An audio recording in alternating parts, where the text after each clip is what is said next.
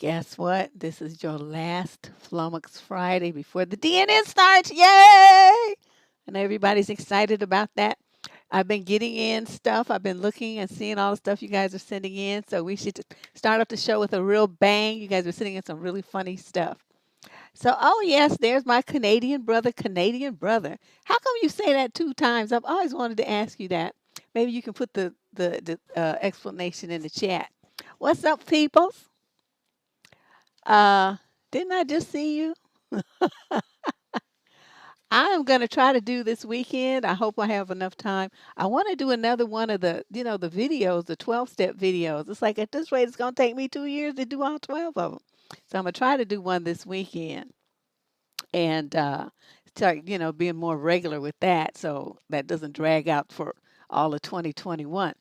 But tonight's show is our. It's very similar to what we did on Tuesday. For those of you who rolled on through, we do advice letters that have been previously submitted.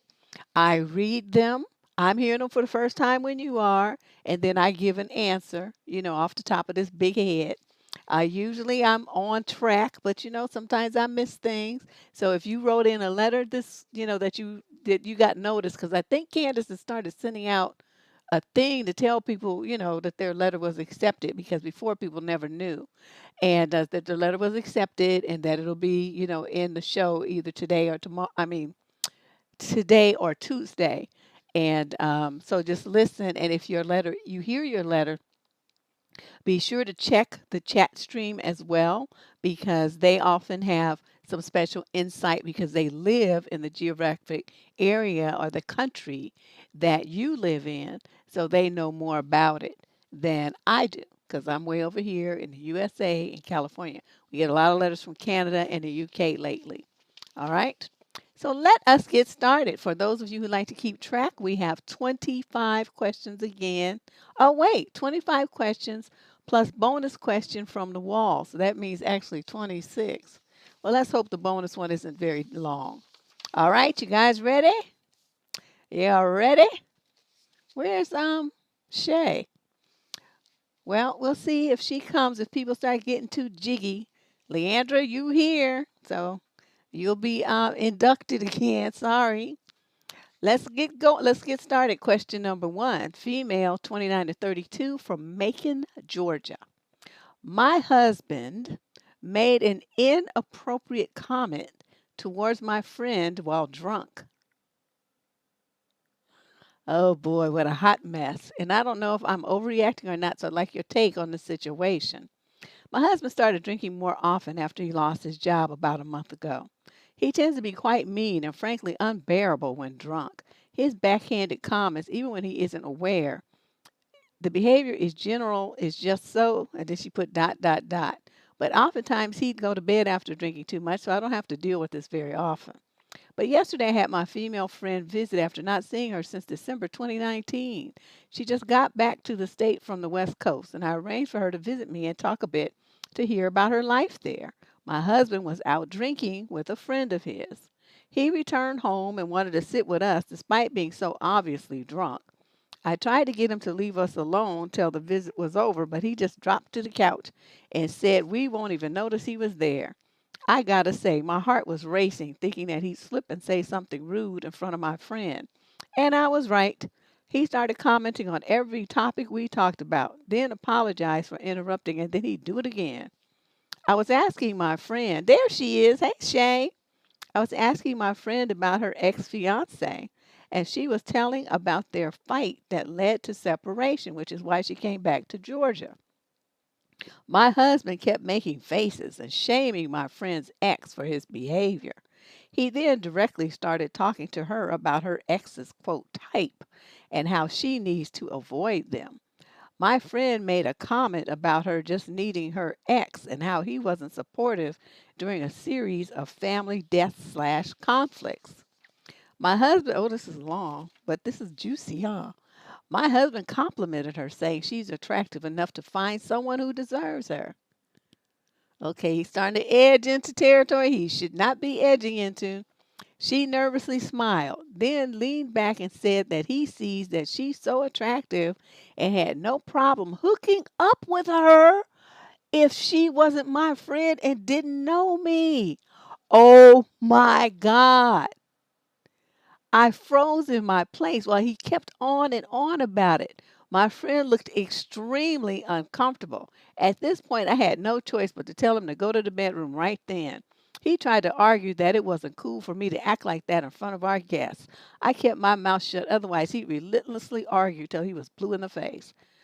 Whoo, my friend left shortly after this, and I don't blame her for feeling weirded out by what he said. I was so upset. I was livid, but I waited until he was sober enough for a talk. I told him about what happened. He said he was drunk, so he wasn't aware of what he was saying, and said I was nuts to try to hold him accountable for every word that came out of his mouth when drunk. I stated that when someone's drunk, they're being honest. He didn't reply. I told him he would embarrass me in front of a close friend of mine and she probably won't ever visit again after the highly inappropriate comment he made. He told me to give him a break and said that when he's drunk, he could even talk about, in his own words, effing his own mother. Man, I see a divorce in your future, chick, and still shouldn't be held accountable for it. I was completely irritated by what he said. He told me that I could let it go or choose to argue about it all I want, but he won't participate in the argument. I shouted at him to go F himself for walking away while I was still talking, and he replied that he might. Honest to God, Deb, I feel so ashamed and embarrassed. I'm also concerned about the comments he made about my friend and how he was basically flirting with her. I don't think I'm overreacting, but I need outside perspective on this. No, to me, you underreacted. Because first of all, when you have a man, it's two women talking, two, three, five, it doesn't matter. It could be just two, like it was you two, or it could be three, four, 10. No motherfucker husband, boyfriend, brother, nephew, son, nothing needs to be in the room with a bunch of women. So that alone was a violation. So he's trying to go sit his ass down. You guys should have got up and went to another room, went outside, got in your car and went somewhere. Anything other than being there where he was. And this situation here, because you didn't react really when he sat down. You're supposed to say, no, no, no, no, get your fucking ass up. You drunk motherfucker, get your ass up and go in another room. It's two women talking here. You don't need to be here. Get the fuck out of here. That's what I would have told my drunk husband. And then if he just said, you cussed me out yesterday, I said, no, I didn't. You were just drunk. You were imagining stuff. I don't know what you talking about. Because just like he's trying to play that game about he didn't know, he's not accountable, you tripping, all the stuff. Two can play that game. It's like, honey, I don't know what you're saying. I was just talking to Sheila. I didn't tell you anything. That was just your imagination at work. And I would gaslight him like a motherfucker. Okay, that was one point thing. That's one area where you missed. Okay, the second was once he started to interjecting your conversation, that was your second point time to get him up out of there. And you also did not react. So then he escalated. And I'm not saying this is your fault. What I'm saying is you missed opportunities to get this, to alleviate this situation, and you didn't take them. You were just being too passive. You run when your guests are in the house. You run everything. He don't have no say so. It's sitting around up under a bunch of women. Like I said, 2, 5, 27. It doesn't matter the number. He did not belong in the room where you guys are talking. Okay. Now, then he's gonna say that this thing about what he would do, and somebody deserves her, and she's so attractive, he would hook up with her if she wasn't her friend and stuff. Let me tell you what I would have said to my friend's husband. Motherfucker, don't nobody want your dried up, crunchy, fucking drunk ass. You tripping to even say some shit like that to me. You living trying to live your best dream. You wish. You lucky that she chose you, because I wouldn't even look at your ass. You are about a roach to me. There's nothing about you that I find the least bit attractive. Get the fuck out of here. I said, girl, I'm getting my shit. I'm leaving. I don't want to deal with your drunk, fucked up in the mind, saying whatever the fuck comes into his mind husband. And then I would have left. And if she would have been mad, that would have been just too damn bad, because you didn't check your nigger. Ain't going to have him sitting up there talking to me all stupid like that. Okay, that's I would have handled. She wouldn't have to say anything. I would have put him in his place. Okay, so now, so she just looking uncomfortable. Again, you missed another opportunity to go smooth the fuck off on him for insulting and proper. And you saying it was flirting. This wasn't flirting. This was a stone cold proposition. Okay, this was he's talking about sex to your friend in front of you.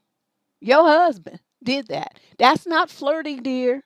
Flirting is, oh, you're so pretty, or something, that color looks good on you. Giving these compliments and I don't know, but that's not flirting. Okay, this was a straight sexual proposition of your friend right in your face, and you didn't do anything. So there's three opportunities you missed to get your nigga in check, and you didn't take them.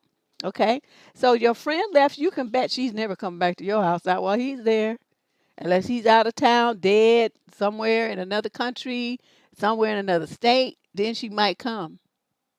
Other than that, if I were you, I would avoid that and just go to her place. You guys meet out somewhere. Stuff's opening that back up. Go to a restaurant or something. Go to a lounge. You know. Um, and he could talk about it, his own mother, and he shouldn't be held accountable. You know what I would do? I would call his mother and say, "Let me tell you what your son said about you. What you think about that?" I would tell her. Of course, he was trying to. He was trying to see what kind of traction he could get, and if she would be like, "Oh, yeah, I would have done that with you too, but you take, something like that." He was trying to see what was up, but right in front of his wife, so he could get him a threesome or something going on, most likely.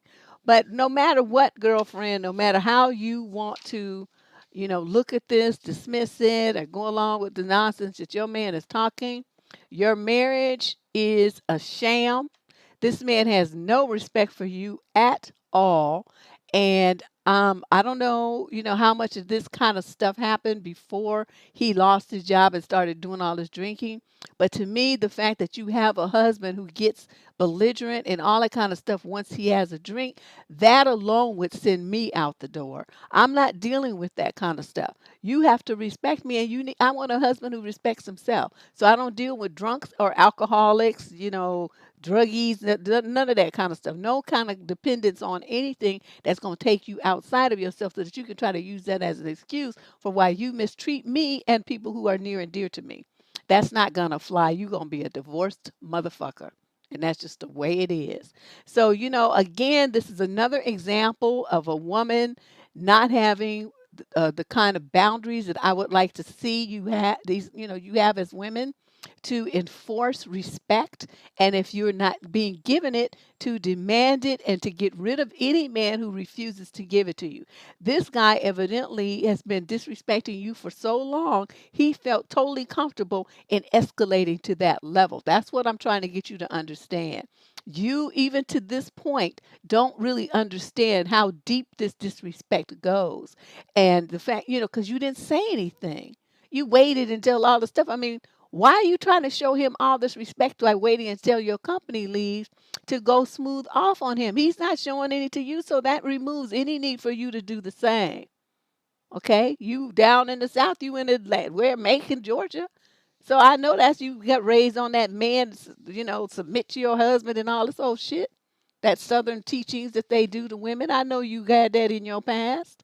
Every woman I've ever met from the South has at least heard it. Not that she has to follow it, but she's heard it. And so you didn't do anything. You didn't stand up for yourself, and you did not defend your friend. You trying to send him to bed. No, you supposed to cuss him out first or bop him upside the head with something. So, any way that I think about it, you have something serious to think about here. This kind of treatment is abusive. You are in an abusive, verbally and emotionally abusive relationship. Now, if you want to stay on it, I don't know what to tell you. That would be on you. But my job here is to identify the mistakes that women are making and to give you the suggestions for making change. And situation here is that you've accepted all these weak excuses. It's just going to get worse. The next time he gonna walk in the door, holding somebody's hand and saying, "Oh, I'm moving her in. This is my side piece." And what are you going to do? Because he's escalating. So just get ready. Yes, it does, Ash. It needs to be stricken. Stricken. This is just a hot mess. Question number 2. Let's move on. This is a young man in the 26 to 29 age group from West Bromwich in the UK. I'm a very outgoing person, but I don't have a lot of confidence and self assurance when it comes to myself. For years, I've done nothing but sit around or do much that I haven't done for a decade. This year, and especially the last 3 months, I decided enough was enough, and I'd look after myself by studying to change my job that was causing me too much stress, and by working out with weights, doing exercises at the gym. Oh, good for you. I wonder what lit that fire under your ass, but whatever was good. I'm not fat, all flub on the belly, and weak arms and just skinny everywhere. At 6'1", with no self satisfaction or pride. After going 5 to 6 days in home exercises, I've actually noticed some changes in muscle tone that I'm excited about. And for once in my life, I feel like I'm on the right track. Good for you. The part that comes into question, my partner is a much bigger girl and she isn't comfortable with her weight and she's been depressed. She always has been a big girl since she was 22 and ever since I've known her. After 6 years of being together, and that's completely okay with me. I don't want to change her to change, just do what makes her feel comfortable or happy or both.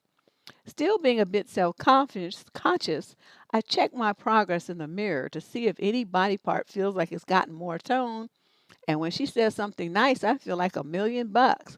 And she might say she really needs to lose weight, or if nothing is said, I can see a bit of self doubt in her eyes when I start to feel my still pudgy stomach. If I don't feel much of a difference, and I think she thinks I'm not satisfied with how I look, so it must not be with her. Huh. So I say I love you to bits or more, or something like being your sucky spunky self over here. Or I tell her I'd love for her to join me in the shower, or if I'm about to have one, I check myself before the shower always. If she's showering, I'd ask about her day and help her dry off afterwards to make her more comfortable. So I've done these checks in private now just in case. I've been the type to hold in my emotions and personal worries a lot. So I wanted to finally talk and finally happily talk about what's making me happy in my life with my self goals. But I'm worried that talking about my gym routines and feeling happy with my progress might be injuring her in some way. I want to be a more open person, and she's my best friend as well, and I don't personally think I should really. I'd like some advice if possible. I brought it to you instead of talking with her sisters or anyone I know in case it comes off bad or irresponsible if it gets back to her. And as an afterthought, I haven't told her she needs to lose weight or anything like that. I haven't even hinted at it or pushed her to do exercises or anything to go about it. Okay, that's good because that was my question. I'm glad you answered that in the end. You must know how I think. Okay, so what you have someone who hasn't made the decision that you made. She's not on that page yet where she's ready to, say enough is enough and to do something about it. So there's really, I'm glad that you're sensitive enough. You're an aware man, which is kind of rare. You're aware enough to be able to perceive that, something that you're doing or saying might be making her uncomfortable. But I'm going to say this. I mean, you don't have to overdo it and crow about it or anything like that. But you shouldn't have to hide your excitement about what you're doing from her to make her feel better. That's not how you do things. You do what you need to do. Like I said, just not, don't be all excessive. You could do like half your checks in private, and then I don't know, a couple of times a week, maybe, do it in front of her. And but you should have other topics of conversation too, other than, what's going on with your body and all this kind of stuff. But one thing I want to make you aware of and, start giving this some thought is because this happens all the time. No matter which partner it is, a male or female, the one that's not in shape, the one who is working on getting in shape, losing weight, changing their hair, starting to wear makeup if it's a woman or dressing different, or getting new clothes, working out, get some buff if it's a dude. The other person, if they're already feeling insecure about how they look, are going to feel even more insecure because they're going to feel like you're looking so good now that you're going to be, other people are going to start looking at you and flirting with you, and they're going to perceive that as a threat to the relationship. Now, I don't know when that's going to happen with her, or if she's going to take it that way, or if she's going to direct it towards herself, because I don't know her. You do, so you can think about how she's going to, which way she's going to flip. But just be ready, because it's coming. It's coming. Okay. Um, I used to see that a lot when I was a trainer. A woman who was really heavy, she started getting in shape. And, what I noticed is that women, as they got physically stronger, they would get emotionally stronger too, and mentally. And so they would start speaking up for themselves. Oh, thanks, Leandra. Oh, she's so sweet. They would start speaking up for themselves, and they would start putting boundaries in place. They would start checking their kids, checking their husbands, saying no, because they felt more confidence as they liked what they were starting to see in the mirror. The husbands, I had one woman's husband actually come into the gym, and from the other side of the gym, he humiliated his wife in front of, I don't know, probably 100 people, because it was early in the morning, so it wasn't that crowded yet. And he was mad. I mean, this dude he was Italian. He turned red in the face and he was yelling, you worked out my wife so hard, that she was sore and she couldn't fuck me. That's what he said in the gym in front of all them people. And everybody was white. I'm like the only black one, and they had one black guy that used to come in there sometime. No, two. So it was just me, right? And everybody else was white. And this guy just humiliated his wife by saying that publicly loud. And she burst into tears and ran out, where the gym was upstairs. She ran down the stairs to the locker room, got her stuff and left. And I'm just looking at this man like, you are such an idiot. I never seen no shit like that before. But this is the kind of thing I just want to warn you that, people do start to get in their feelings when you get in shape and they're not. Okay. Yeah, it was a hot mess. I tell you, to this day, I never seen no shit like that. I have never seen anybody do somebody like that, and just like didn't give a fuck. And all the men who was his friends and stuff was looking at him like, oh, come on there, that kind of thing. You know how white guys do? They be like, what black dudes be like, nigga, what? But the white guys are like, oh, come on there, Bob. That wasn't really necessary. Why'd you do that, Bob? But, I just was like, this motherfucker crazy. I just ignored him, because I didn't want to. I was at work and I wasn't trying to be, I don't give a fuck. She paying me for, what she's getting, and she got a good workout. Now, that's some shit between y'all. Don't bring that shit to the gym. That's where I was going to go with it. But I looked around and I remember where I was. This was the gym in Livermore. It's like white people galore. Like I said, I was the only black person on staff. And so I decided it probably was better just keep my mouth closed. So that's what I did. That's what they say. They be like, oh, man, come on, man. Nigga, what? Nigga, you tripping, man. Brothers will say stuff like that. But, oh, Bob, oh, why are you doing that, Bob? You shouldn't have done that, Bob. That's not appropriate. So I'm like, I'm just, I have a story about everything. My life is so weird. But dude, just be ready. Okay, but I'm really proud of you. Continue your progress, do what you have to do for yourself. Because nothing you're doing is threatening. It sounds like you really love this girl. And, you know, you can try to get her to walk with you or something like that. But, again, you can't put pressure on her. Don't put pressure on her. Whatever you do. Yeah, be like, nigga, exactly, Fee. You know the way they be dragging it out at the end. Whoo, this is a tough one. But I think you'll be all right. Just make sure that you show her love and appreciation that the way that she looks is fine with you. Question number 3. This is a female in the 21 to 25 age group. Oh my God. Sue told me how to pronounce this before, because I remember we had a letter with this name in it 6, 8, 10 months ago. Miss Wagwa. I don't know how to. I forgot. I forgot what you said, Sue. Anyway, Mrs. Something in Canada. So my boyfriend has a lady friend he connected with lately due to their similar social circles. They used to be close friends but drifted apart because the girl became, quote, toxic, which was also stated by their other friends. Although they said that this quarantine made her mature a lot. Ever since that we've had interactions online. But lately she's constantly tags him on Facebook posts about being best friends and all that shit. Only him. This wasn't that bad, so I didn't mind. And a few weeks later, she posted an old photo of them on her Instagram story with the caption, "My mom's favorite," which was quite off putting for the audience. A month later, my boyfriend's birthday came up and she posted a photo of him on her private Instagram. Take note that I do not follow her there. Instead, a friend sent me the post. Her caption was something along the lines of, "You're my best friend, therapist, soulmate, brother from another mother," and all that. Everything was fine until she brought up soulmate. No, none of this was fine.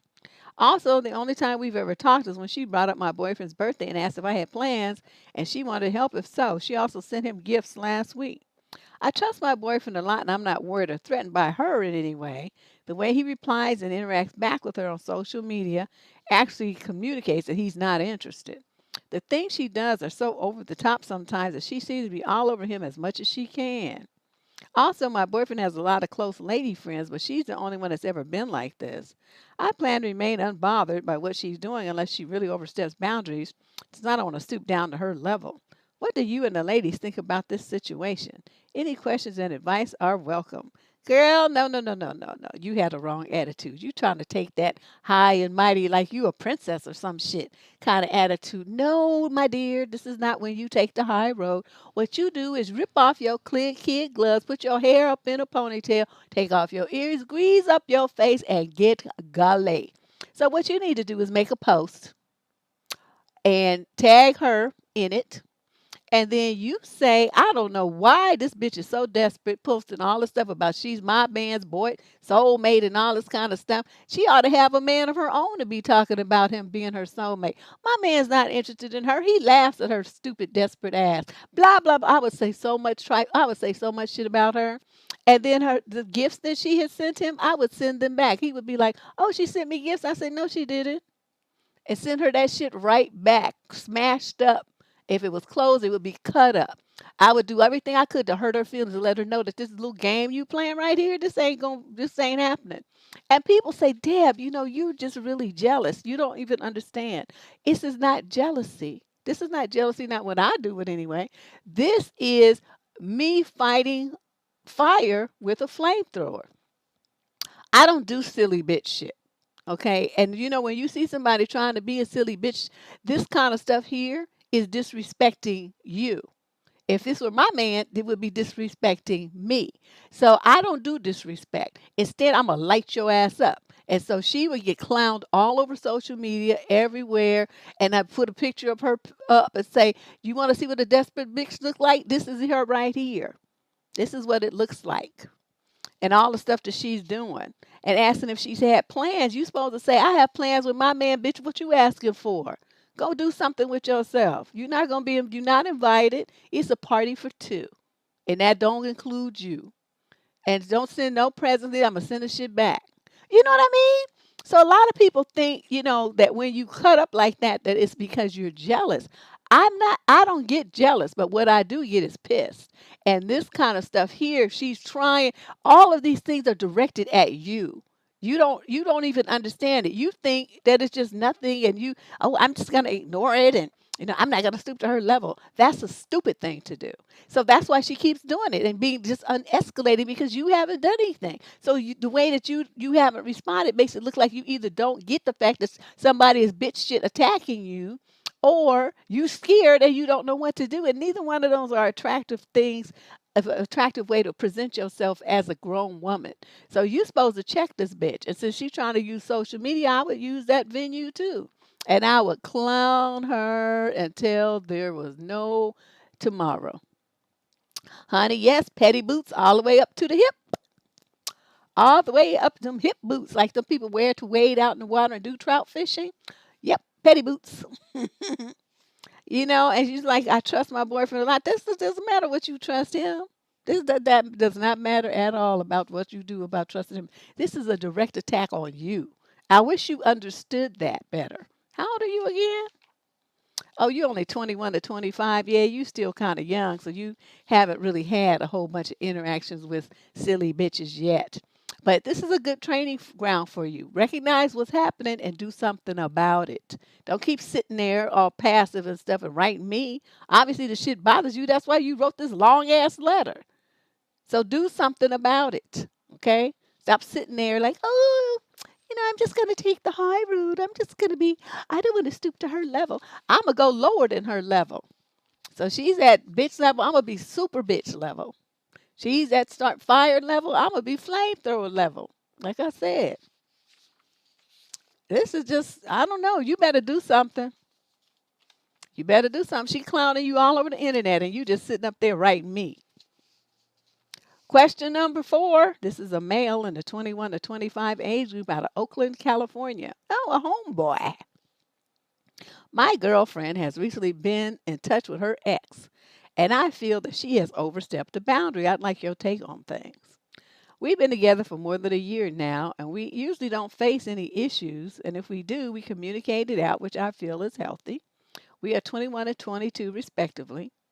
So recently, my girlfriend got in touch with an old ex of hers through a common friend. They didn't depart well when they did break up, and the old friend encouraged them to talk at least once. They did talk and cleared up whatever immature behavior they did back then, and thus have recently been in touch. I don't have any hatred towards her ex, and I don't mind it as such because it's not like she's given me any reason to mistrust her or anything. So when she got in touch with dude, she told me about it, and it made me feel good that she did and confided in me. Now let's come to the present. She recently told me that one day while chatting, just some topic arose about past experiences, and then she and him conversed about his first time and different other things like positions and other stuff.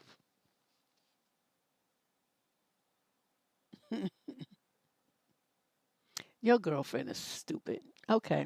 When she first talked about this, she didn't feel anything as such, but now she felt she might have overstepped a boundary, so she told me about all that happened. Now I feel happy that she confided in me, but I would be lying if I said this topic of conversation doesn't make me feel some kind of way. It does, and I don't mind them talking as such, but I believe if the roles were reversed, she wouldn't want me talking to my ex about her first time and stuff like that. So I'd like to know what is the mature way to deal with this. On one hand, it's good that she told me, and on the other hand, this topic does make me uncomfortable. I don't mind her talking to her ex as such, but this topic I felt is out of my comfort zone. Dude, you better G up. Okay, and you're right. I mean, it was good that she confided in you. But, okay, 21 years old, she ought to know better than to be talking to her ex about fucking. And that's what you're going to tell her, and you're going to tell her very bluntly like that. It's like, okay, you was with him, right? So you should have had that conversation with him when you was with that motherfucker. Now you with me. You don't go around talking to no other man about what you do with your pussy now, in the past, or in the future. Do you understand? I'm surprised I even have to tell you this. You want me to get on the phone talking to a bunch of bitches about my first time in my dick? Positions I like and all that kind of stuff. You know the shit is inappropriate. What the fuck you do that shit for? See, now you got this nigga over there fantasizing and putting you in all them different positions. That's exactly why he asked you that. And it was a total disrespect of me and our relationship for you to even have that conversation with him. At 21, I shouldn't have to tell you this. You don't let niggas lead you down a path of destruction for your relationship and disrespect to your man. You don't do that. When he tried to get in that conversation, you should have been hanging up for him and telling him that that's an inappropriate thing to ask me. I'm hanging up now and let's not talk anymore. We cleared the air from the past. That's all we need to do. I'm done. Bye. Okay, you know what I mean? She doesn't have any proper boundaries. So, I mean, I don't know how you talk to her. You're going to have to, use whatever language you find comfortable. It sounds like you're very respectful and, gentlemanly type of dude. And I'm just not like that. So, I've heard some shit like that. I would have lost my mind. What kind of bitch bullshit is this? You going to let that nigga game you and talk about some pussy and shit and you just going to be stupid and talk to him about it? See, my respect level with her would have left. Because that means like I'm with a dumb bitch. She don't even have no game and don't even understand what's going on when some nigga come to you like that, knowing you got a man and you sitting up there giggling and tittering with him and talking about what you did with your pussy with some nigga. And you think that shit is okay, just why you participate in the conversation. So any young girl listening to this, If you get in touch, you talking to some man, whether you've been an ex of his or not, you slept with him 100 times, 50 times, he was your ex-husband. I don't care who it was. Some clown online, it doesn't matter. Any man coming at you talking about your sex life, positions, your underwear, anything like that is fucking inappropriate, nasty dog, and he's disrespecting you. And if he knows you got a husband or a boyfriend, he's disrespecting dude too. And he's doing that on purpose to see how stupid you are and how much he can clown dude and get off the phone with you and saying, yeah, that bitch talking about this and that and gonna tell all his friends and your dumb asses don't even understand what's going on. You're just running their mouths. I tell you, but women talk too fucking much. They talk too fucking much, and you don't engage your brain. Every time you talking to a man, he's got an agenda. Okay, understand this. There's always an agenda. He wants something from you. Stop being stupid and just running off at the mouth and just saying all this. This letter is just pissing me off. I cannot stand that so many women are stupid like this. And then you wonder why dudes give it you and don't respect you, cheat on you, lie to you, and talk all kind of shit to you. Because you presented yourself as being stupid. And if you present yourself as being stupid, then how you think he's going to treat you? He's going to treat you like you stupid because you already exposed yourself to be. You just let any man talk to you any old kind of way, and you, yeah, I like that. I like doggy style. Okay, that's your ex. What the fuck are you doing talking to him about pussy? It's anything physical. Y'all have lost your minds. It's like, this is the kind of thing, and I'm telling you, you have a dude that talks to you like this, you immediately cease contact with him. He is not showing you any respect at all. And anytime you continue to discuss it with him, you continue to engage with him. You continue to see him, talk to him, giggle with him on the phone, text him, anything. You are allowing yourself to be disrespected, and you have just told this man that you don't have any respect for yourself, and you're just a desperate bitch that wants attention so bad that you will take a disrespect and let somebody disrespect your man like that. That's what that means. Okay? Now nobody ever told you, now you can't say you didn't know, because I just told you. I broke it all the way down. Don't ever do that.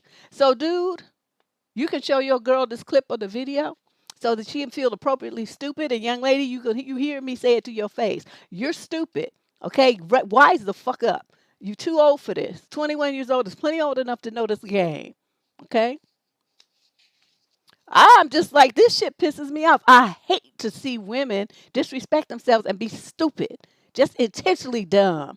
Just, first of all, why are you talking to your ex anyway? You did that one thing where you cleared up the air from the past. That should have been the extent of it. Okay, block that motherfucker.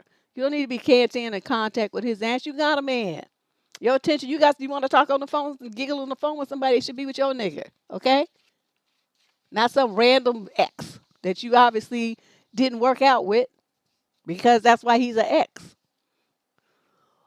Ooh, my blood pressure is so high right now. Yeah, she wants them attention. That's what I'm saying, though. But that just comes across as a desperate, stupid bitch. Okay? Young man, and if you tell her all this and she don't fucking get it, get you a new girlfriend. Because you sound like a really, really nice kid. Somebody, I mean, just the way that you wrote your letter. It shows a lot of respect. It's well written. The punctuation, expression of concepts. Everything is good. Is on point. So you don't need a dumb woman that's going to disrespect you. Okay? You need somebody who's got your back.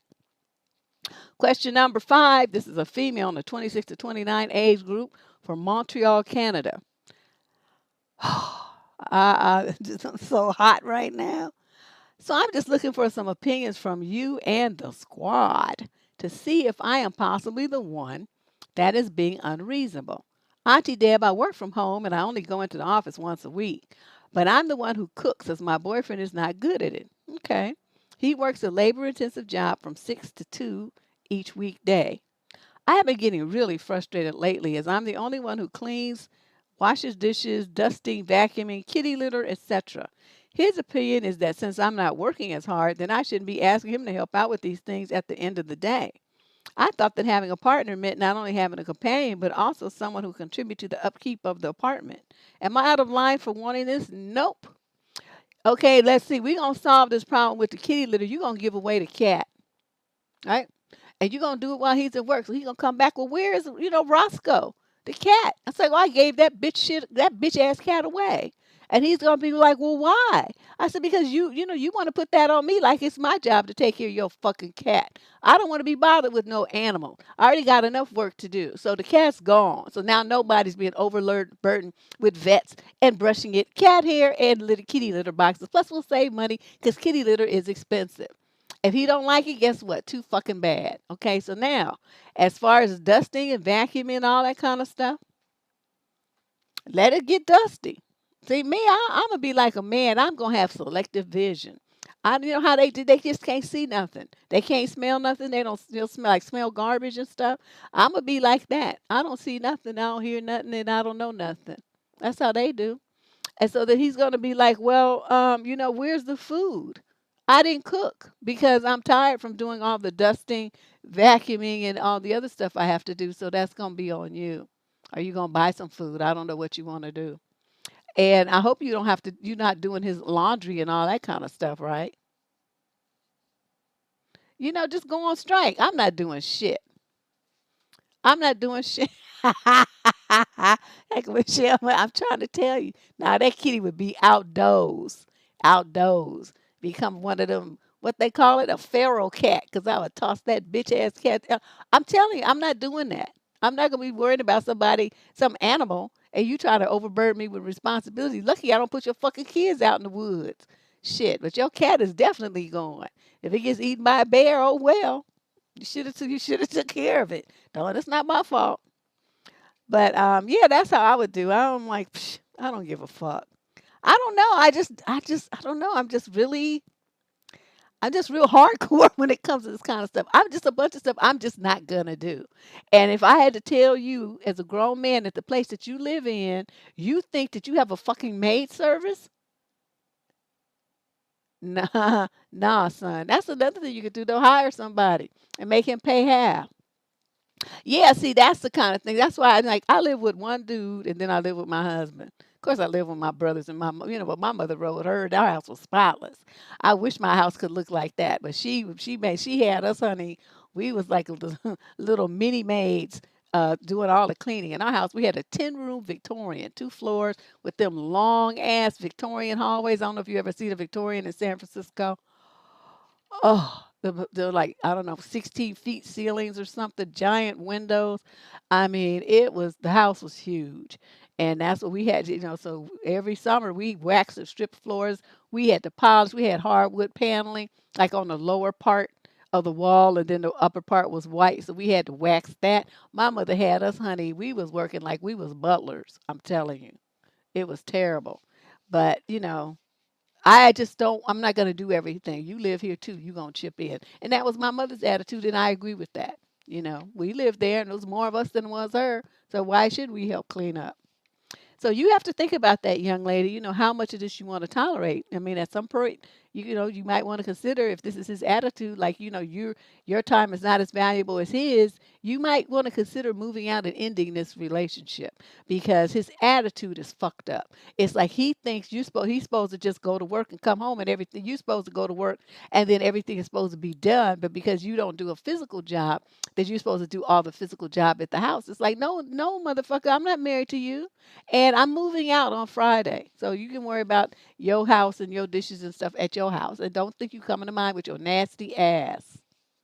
Now I say I couldn't be with a dude like this. Just him telling me some shit like that would show that his thinking we weren't on the same page and we're incompatible. And so I'm not gonna fight with anybody about that kind of stuff. I'm just gonna say, oh, okay. And then well, I'm moving out on Friday then. And that would be the end of that. And there would be no argument. I'm not going to fight with you about it. You just going to tell me you're not doing it. And I'm going to tell you I'm not going to do it all for you. And so then obviously we don't need to be together no more because you want a slave and that ain't me. And a lot of people are like, well, that's so harsh. You should talk about it. She already talked about it. Did she talk about it? And that was his response, right? So what else is there to talk about? People I think they expect that women to go through all these changes and to beg and plead and whine and, cajole and negotiate and do all this stuff with a man. No, I told you what I need you to do in the house that you live in. You eat here, you pay, you sleep here, you bathe here, you do everything here that I do, walk around the hallways. Why do you think all that is all my responsibility to do? And you live here and spend just as much time walking around and dirtying up the toilet and everything as I do. Why is that my job to clean up after you? So see, to me, there's no conversation. I remind you that you live here and tell you that you need to step up your game. You say no because this and that, and that's what you should do. I know that I'm never going to agree to that, so there's no point in continuing this relationship. I'm not going to be burdened like that. So, but so many people get upset because they're like, well, Deborah, you shouldn't say that. They could work it out. How are they going to work it out when he said no? What's there to work out? That just means she just going to be doing it then. That's what you mean by work out. She's supposed to stop complaining and just do it because he said he doesn't want to. That's what they really mean when they say that. So, unless you want to be one of them exhausted women that just looks tired all the time and feels disrespected and overburdened, taking care of a grown-ass man like you, his mommy, then there's really no real other decision to be made.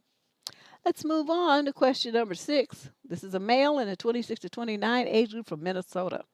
My fiance works at a nightclub and is typically awake late at night while I am more of a morning person because I work a lot. My job takes a lot of energy out of me, and I also try to work out, which takes even more energy.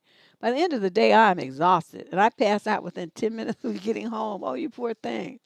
My fiance was on her way home from the club when she got a flat tire. By the way, she's okay and no damage was done to her car besides a flat. She then tries calling and texting me, but I didn't answer because I was knocked out. Now she's upset with me. Does this make me a bad partner? Nope. You know what it makes her? A dumb bitch. I can see I'm going to be saying that a lot tonight. You know why? Because every woman that travels roads alone, especially one who's going to be on the road at night alone a lot, that's her fucking job, right? Why does she have road service? Instead of calling you, she should have been calling AAA. State Farm Road, whatever road service. Where are you again? Because, different countries, they probably, this is the U.S., they call it AAA. Oh, yeah, you in USA, Minnesota. AAA is state nationwide. Okay. And she should have that so that she can call, she can get a tow, she can get her car, a battery jump, she can get a flat change, she can get all gas if she runs out, all kind of stuff that they have road service. That's what she should have. So the fact that she is mad at you because she had a flat tire, you're supposed to say, no, no, no, no, no, no. You were stupid and you did not do what you were supposed to do. You didn't handle your business. It's not my job to be getting up and running around at night to fix your flat tire. Have road service. You on the road every day at this time, 5 days a week at night, and you don't have no road service? That's your fault. And I would have rolled over and went back to sleep. Now, see, that's just me, though. It's not like I wouldn't have cared. It would have been, it's nice that she called you and all that little stuff. But the fact that she's trying to hold it against you because you're exhausted and passed out when she gets off of work at 2 o'clock in the morning or some shit, that is unfair, unreasonable, and a ridiculous expectation. So you tell her to get a road service and not to be calling you unless she's at risk of death. And then that's the way it goes. Yeah. I mean, what the fuck?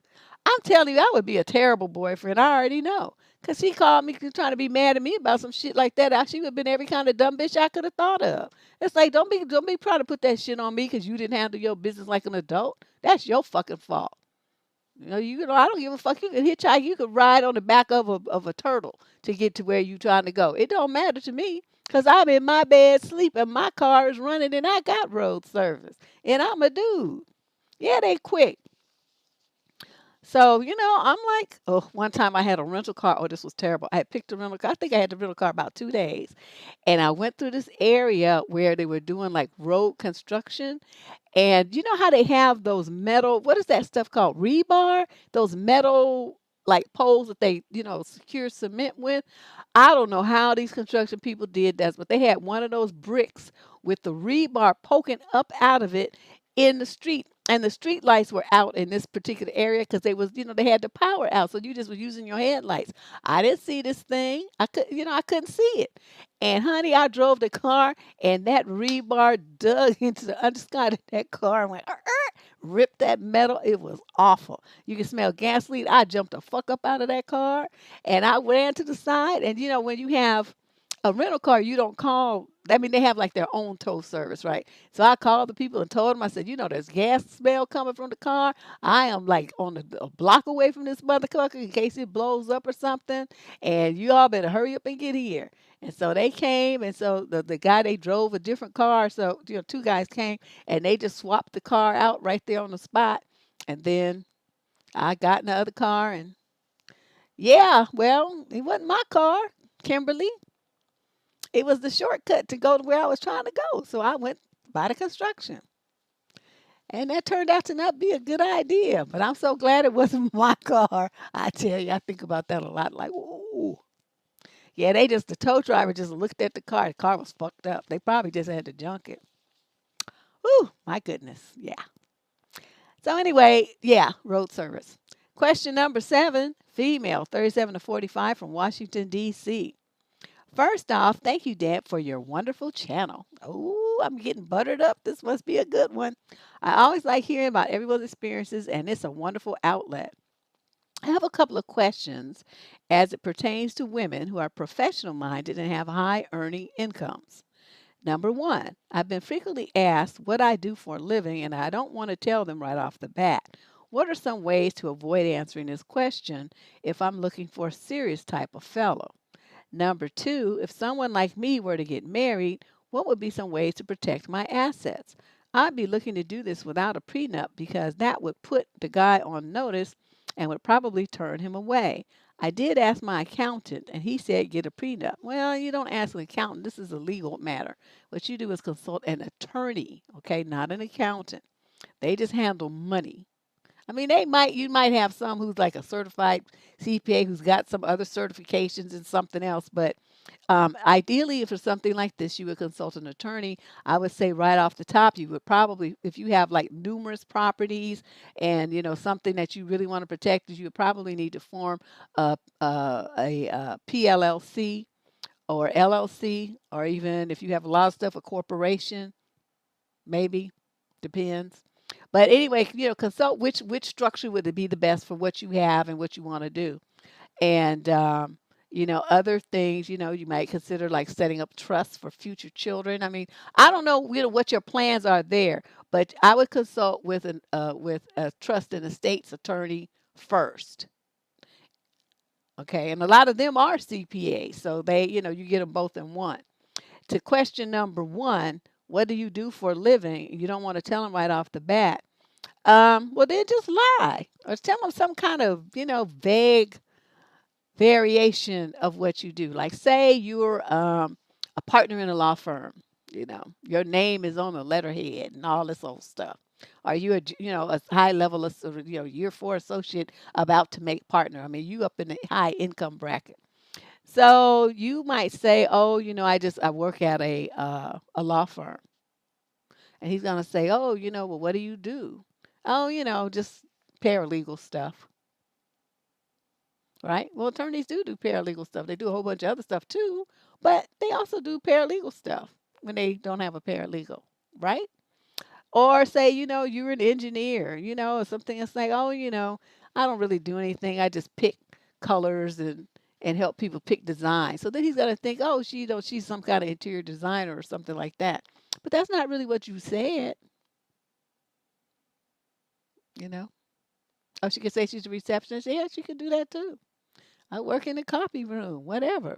But then, because it becomes, I try to avoid that because then it becomes like, you're actually like telling a flat out lie. I prefer the way where, you just kind of be vague and, kind of misdirecting. So they can't zero in and try to estimate what your income is. They're going to, it's going to be way lower than what you say. And if you turn a thing, then you could, tell him later y'all about to get married or something. That's soon enough for him to know how much money you make. Yeah, paperwork, a work. I don't know. I run people's title. I mean, some component of your job, but not the whole job. And just enough to give them ideas to let them know that you're not going to be digging in their pockets. You got your own money, your bills are paid, this and that. If you have a really nice house, you invite them over to your house. You tell them that the house is you renting the house. Okay, it's not your house. If or some relative's home. If you have a really nice car, some women have two cars or something. Oh, say, oh, that's my brother's car, but he just parks it here. He lets me drive it. That's my daddy's car. That's my sister's car. Whatever. They don't need to know all your business. And some women who go around and they want to talk about, oh, I have a, I drive my Benzo and I have a this and I have a that, and they want to tell me and all the stuff that they have. Well, the guys, that are the gold digger types, he's racking up in his mind dollar signs for how much money you got and how much he can transfer out of your bank account into his. That's why you don't really need to tell him everything. So yeah, look over here and yeah, always downplay what you do. And because a lot of them, first of all, we do have the gold digger element, and we also have the element where a lot of them, they find out you make more money than them, they get all funny style and intimidated. But my thing is, whether you make more or less, it's not his business. What you do, what you own, what you drive, none of that's his business. It'd be like one of my friends, he had a lot of money. Ooh, dude was balling. I mean, his family had money. And then he, did very well, started a little tech company and all this stuff. So dude had money, but you know what? He had like his really nice cars, and then he had like a little Honda, little bucket. And when he went on, I mean, it was nice. Don't get me wrong. It wasn't like, a hole in the floor like Barack Obama had, but it was, it was just like a regular, you know, working dude's kind of car. And that's what he would date in, you know, and it was nice. Yes, she definitely needs to say yet less. You're right. Because they just be looking to be coming up on a woman, moving into your house, all kind of stuff.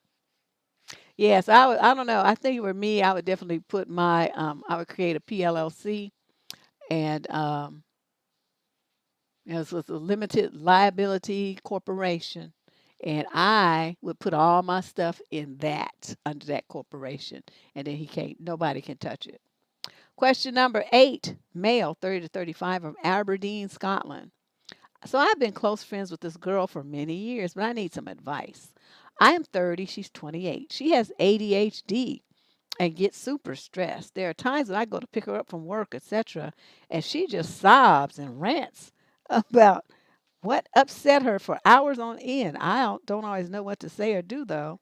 I listen to her and she asks to hold my hand, but otherwise I have such a hard time making her feel better or calm down. Is there anything I can do besides being gentle with her? I love her in a platonic way, and it sucks seeing her that upset. Aberdeen, Scotland. Well, this I have a hard time with questions like this because see, I don't do crazy people. I don't do people with any kind of learning disabilities, mood disorders, mental disorders, bad understanding. I cannot. I can't. I don't have that kind of patience.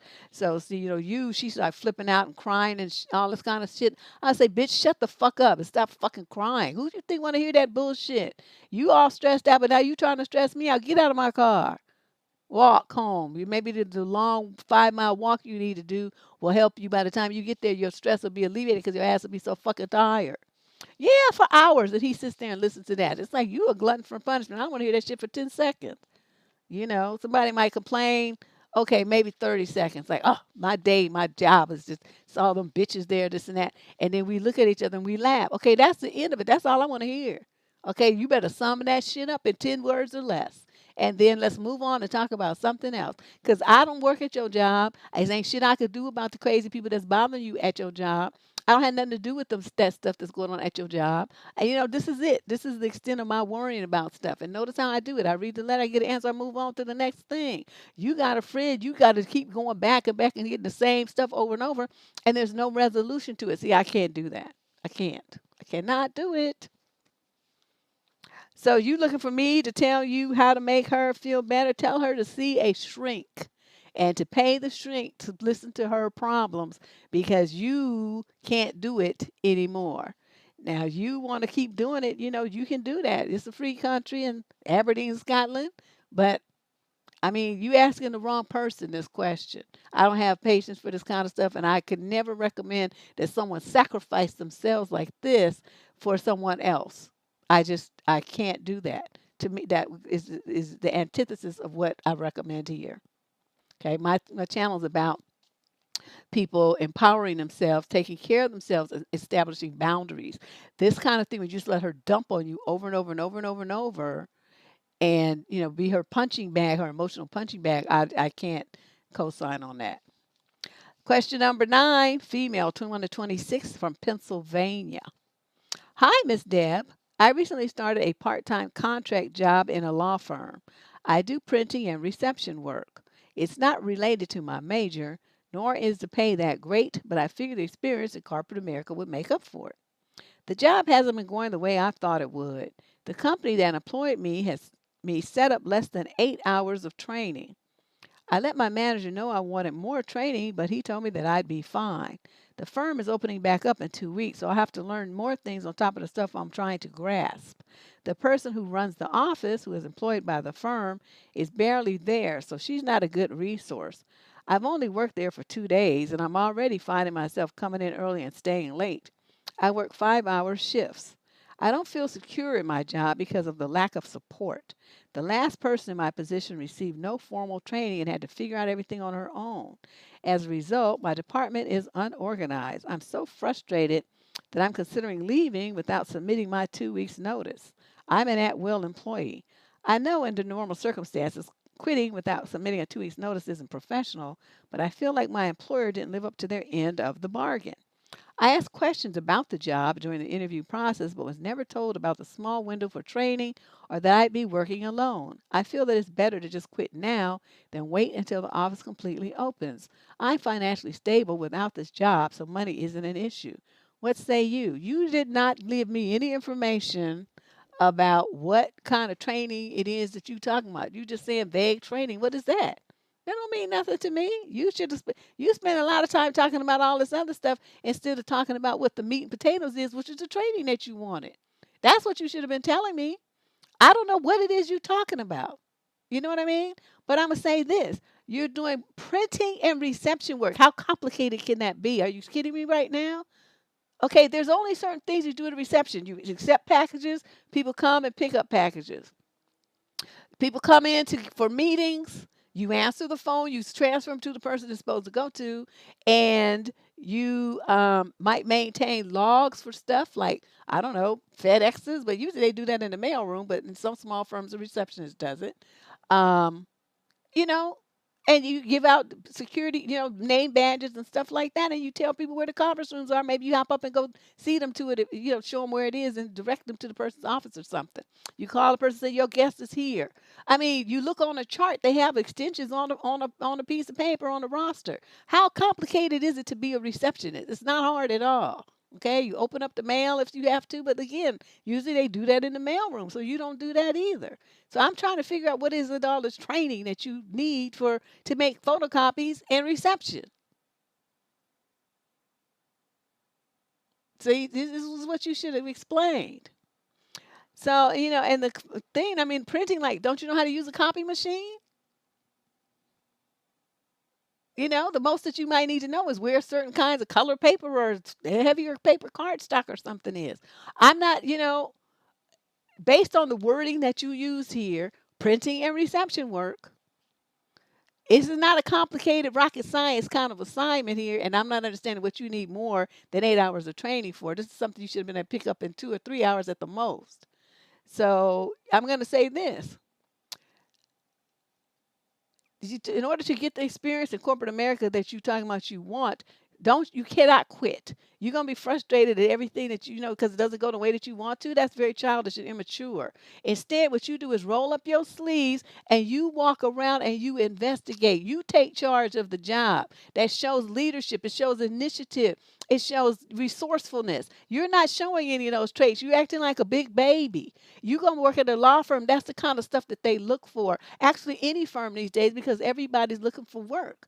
So if you don't have those traits, then they'll find someone who does. So you walk around, you figure out the layout of the firm, who's where, who's what, who does what, where's the conference rooms at, where's the mail room, what services does this offer over here? Where do you get the supplies and equipment that you need? Who's responsible for that kind of stuff? Show some initiative. Ask questions. You want people to just dump and stuff and tell you everything at your quote training. You have to ask the questions that you need. Okay? Ask the information that you need. Keep notebooks, write everything down. And then when you leave an instruction book for the person who comes after you. Again, it shows initiative. And that's the kind of stuff your people that hired you there, they'll make note of that, and then you'll get better assignments for more money. But you have to get off your butt, and you have to be the one that shows initiative. I'm telling you, working in a law firm is a good way to start. Those are hard jobs to get. So you have a golden opportunity here. Don't waste it. Don't waste it. Yeah, it's a beast, but this is the kind of stuff where you got to have your mind right when you go in there. It's an opportunity to learn a lot, especially in a law firm. You can learn a lot, but you make the job what you want the job to be. You want it to be organized, then organize it. Stop acting like a big baby waiting for everybody else to tell you what to do. Figure it out. Okay, you went to college. You're not stupid. You can make this work. You can do this. Let's move on. Question number 9. Female, 26 from Pennsylvania. Hi, Miss Deb. I recently started. Oops, I'm sorry. This is the same question. I'm sorry. I'm supposed to be on question number 10. Female, 28 to 32 from Liverpool, England. I have a problem. My brother has a new girlfriend, new as in this year. She's sweet and bubbly, and she's never brought a nice girl home before, so everyone is stoked. My issue is that she makes herself a little bit too at home, if you know what I mean. I think she loves our family dynamic, and due to COVID, nobody is hanging out with friends, so she sees the opportunity to have family time with us as exciting. But she has jumped right in and is way too familiar. For instance, she is always helping herself to my or my mom's food or booze. She rarely brings her own if she's visiting my parents for the weekend, which has been almost every weekend since COVID, and will loudly complain if there aren't snacks around. She's in her late 20s. We were all late 20s, early 30s, and have good jobs, so this isn't really age appropriate behavior. If I leave something out like a pair of shoes, since there's a 50% chance I'll walk in to her wearing them. If I get up and leave my blanket, there's an 85% chance she's wrapped up in it when I return. I like her, but she's really starting to drain me, and I don't feel comfortable making it his problem because I've never seen him this happy before. I've been making subtle remarks about how she helps herself to everything of my mom's. Hey, I feel like we always drink mom's San Pellegrino, and I feel bad. I really need to remember to bring it next time. Or did somebody empty the ice cube tray without refilling it? What the heck? If she starts contributing the amount she consumes, I would be over the moon, but it feels so petty to actually bring it up. I did once ask him to have a chat with her about the alcohol thing. She always comes over empty handed and drinks my vodka soda and has brought her own maybe 3 times. She largely stopped with me, but still does it to my mom. She was at my house recently and started rifling through my fridge and eating all my leftovers because apparently dinner didn't contain enough vegetables. I've just been trying my best to avoid her, but it's difficult because I want to see my brother. Girl, stop being a fucking wuss. Ugh, these wimpy ass women just drive me crazy. This girl, no matter what your brother has, okay, he ain't buying your food. He ain't buying your liquor. To you put on your shoes with her nasty ass feet and wrap herself in your blanket with her flea bitten ass? No. So, this is all stuff you as a grown ass woman should be able to say. Let me tell you how this would have went. Were this me? Okay, I come home and my vodka soda has been touched. Who the fuck drank my vodka? Bitch, give me whatever that amount of money is, or better yet, get your ass up and go to the store and buy me a replacement. And then you come over here on the weekend, you need to bring your own. Don't you touch nothing of mine.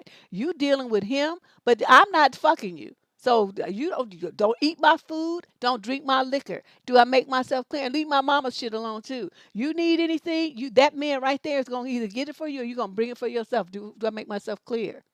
Okay? How hard was that? Okay, would she understand? Either she understood or she wouldn't be coming back. Okay, now I get up and I come back, she got her feet in my shoes. Bitch, get your dirty, nasty, funky ass feet out of my shoes. I didn't tell you to put my shit on. What's wrong with you? That's my shit. Get out of it. My blanket, I would have snatched my blanket and let her ass fling to the floor. It's like, this is my shit. I done told you about my stuff. Okay? Don't be messing with my stuff. You want a blanket, bring your fucking own, or go in there and get one off of my brother's bed. This is mine. Don't touch my stuff. Okay, you know what I mean? Boundaries. You don't have any. Your mother evidently don't have any either. She's trying to worry about her son and his feelings. I would cuss that little skinny, nosy, greedy ass bitch out. And then, most likely I would have to sit down with her and say, look, I know you like my brother and all the stuff, and everybody's happy that he likes you, and that's all fine and dandy. But you need to conduct yourself like an adult. Nobody here is your mama, and nobody here is responsible for feeding you, boozing you up, or anything else. You come to our house, that's fine. You could do that because he seems to enjoy having you here. But I'm going to tell both of you right now, you're going to buy everything that you need as far as booze or food or anything else. Don't touch my shit. The second you touch my shit, you better give me a $20 or whatever it costs to reimburse me for it. And then, or really, you need to go and buy another one. So that by the time I get home from work and I reach in the refrigerator for my vodka soda, it better be one for me to touch. I don't intend to suffer for nothing because you want to fuck this bitch. Okay? Do I make myself clear? So, I mean, I don't understand why people don't put your nasty feet in my shoes. I don't do that. And her lice-ridden ass and wrapping up in my blanket. No, I don't like that kind of stuff. So this way that you are doing this is extremely passive, and that's why she's doing all that stuff because you letting her. You need to G up, girl. Corns, hammer toes, and toe jam, and all kind of shit going on, and putting and crusting it. I mean, but that's just such boundary violations. Like just taking like she just taking over. Like she's entitled. See, I don't do entitled bitches. I don't do entitled bitches. Instead, you get cussed the fuck out. And that's just, everything. Even my daughter, I had boundaries. Because if I had something in the refrigerator and it was mine, and I came home and she had touched it, I would lose my goddamn mind. I don't like it. If it's mine, you leave it alone. And she learned quick, well, okay, I'll just get my own then. That's what you're supposed to do at 22. Go to the store and get your own. It was one thing when she was a kid, I had to share with her. But now you an adult with a job and shit, and you want to be eating up mine? Oh, fuck no. Take your happy ass to the store and get your own. And I'm telling you, if I would do that to my own flesh and blood, the one that I birthed, I don't have no problem checking a bitch. Coming up in my house and eat up all my stew. And I'll get real funny about my liquor. Don't touch my booze. That's a fight. They'll be like maybe that commercial, and that's when the fight started. Mm-mm. And he does that to your mother? Oh, hell no. I get more violent about my mother than I do about my stuff. So she would have definitely got told. But anyway, all this long story short, you need to tell her ass something and stop writing to me whining. Question number 11. Oh, there's no age and no location. Good afternoon, Miss Deb. I'm actually pausing your live show to write this. I'm a flight attendant, and like many others, I stay in a short-term rental, aka crash pad. My landlord runs a co-ed, free-for-all crash pad, whereas many other landlords will only rent to flight crew and either men only or women only. There's a man in my crash pad who's not a flight attendant but still in aviation. I find him really nice. He's older than us, early 50s, and married with 2 kids. Another female flight attendant recently told me that one night not so long ago, when she and he were the only ones in the pad, he slept naked with no covers on. FYI, we share a room. She shares with him and 2 others. She panicked and couldn't go back to sleep in the night because she was so flabbergasted. She decided not to say anything to him, but instead he texted her the next morning after to tell her he sleeps naked and that he kicks off his covers by accident.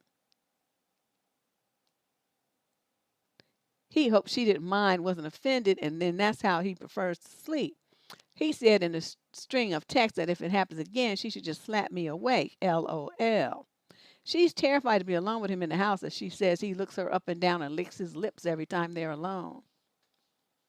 She told the landlord, who basically said he's sorry and that if she wants, he could ask him to leave, but that would really mess up their friendship. I told her that's sexual harassment and that him sleeping on his back with his dick and balls showing was indecent exposure. I don't know what she plans to do besides being nervous all the time. I told her that the landlord's reply was akin to the cops telling an assault victim they're sorry, and if she liked him to, they could arrest the rapist. This man and I have a good conversation, watch TV shows together, and we happen to be home at the same time. He's been flirting with me the past week. I found it harmless, so I didn't mind. I don't date and I don't have casual eggplant, so there's no threat of me ever getting into that kind of situation. What do you think she should do? As the only other female in the crash pad, I feel partly responsible. I feel dirty because I've been friendly with a pervert. The minute she showed me the messages, she blocked him and think that's when he started texting me. I started responding to his text with one word answers. I don't want him to know that I'm onto him as yet. What do you suggest? Huh. And then she has a PS. He's white. She's Hispanic. I'm black. He's 53. I'm almost 34. The other girl's 32.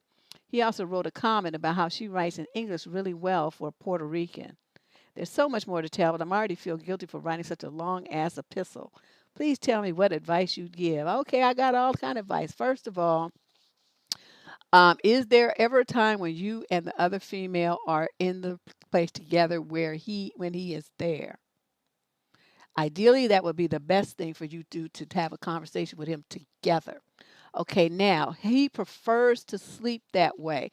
What you are supposed to tell him, that might be how you prefer to sleep when you're at home with your wife.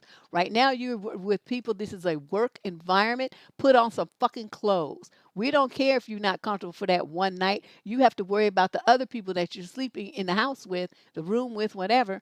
They need to be comfortable. It's more important that you show them respect and cover up your dick. Ain't nobody trying to see that shit, your old fucking ass. You 53, in case you haven't remembered. Nobody want to look at your dick except your wife. It's old and it's wrinkly, as are you, sir. So just, get it straight. As far as you saying he was flirting with you and you don't mind, you're supposed to mind. Come on now. You don't let some man do you like that. Those are feelers. So, you being all acting like you are brand new and you don't understand what's going on. You understand very well what's going on, because in the whole frame of okay, by itself, it might not be a big deal. But when you frame it with all of these other actions and words and things that are going on, you know that is a harmful situation. So what are you doing?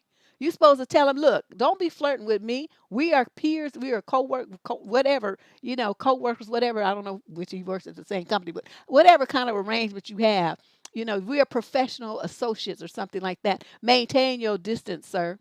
Maintain your professionalism at all times when you talk to me. And when you're sleeping here, everything. Maintain your professionalism. I'm sure if I told your wife that you were flashing the female flight attendants and trying to act like you was asleep and you kicked off the covers, she wouldn't think too much about that, would she? So don't tempt me. Because the guy who rents the place knows where you live and he has all these numbers, and I can get it, and I will call her and tell her what you did. So let's not get too jiggy. The landlord's not going to do it because he's looking at his money. But, the other thing that I would recommend is that you two ladies cancel your rental arrangement at this particular crash pad and find one that's women only. Okay? Because this is going to keep coming up. It's not going to be this. The next time it's going to be something else. But the main thing you have to do when you handle somebody like this is shame him, humiliate him. Okay, that works better than even cussing them out. But you tell them you're old. Don't nobody want you. We are in our prime of our early 30s. We are not looking at somebody old enough to be our daddy. You tripping. And you ain't cute anyway. And you're old. And you're married. And you got 2 kids. Who do you think wants you? Are you for real? Put some fucking clothes on and cover that shit up. Oh, flaccid, hanging, jowly looking self. Don't nobody want that. So that's the kind of stuff, you say that kind of stuff to him. Like, you ain't cute enough for me to mess with, and you're old. I keep throwing that old in there. So, this kind of stuff, his behavior is so fucking ridiculous. She's nice, because I would have went to the kitchen and got a whole pitcher of water with ice in it and everything and throwed it on him and say, you nasty fucker. Put on some fucking clothes. And if they were the only ones there, why she have to sleep in the room with him? Why couldn't she go sleep in one of the other rooms where she could have locked the door? And he's being there naked by himself. I guess I don't understand how a crash pad works. But you know, he would have had to pay for that shit if that were me.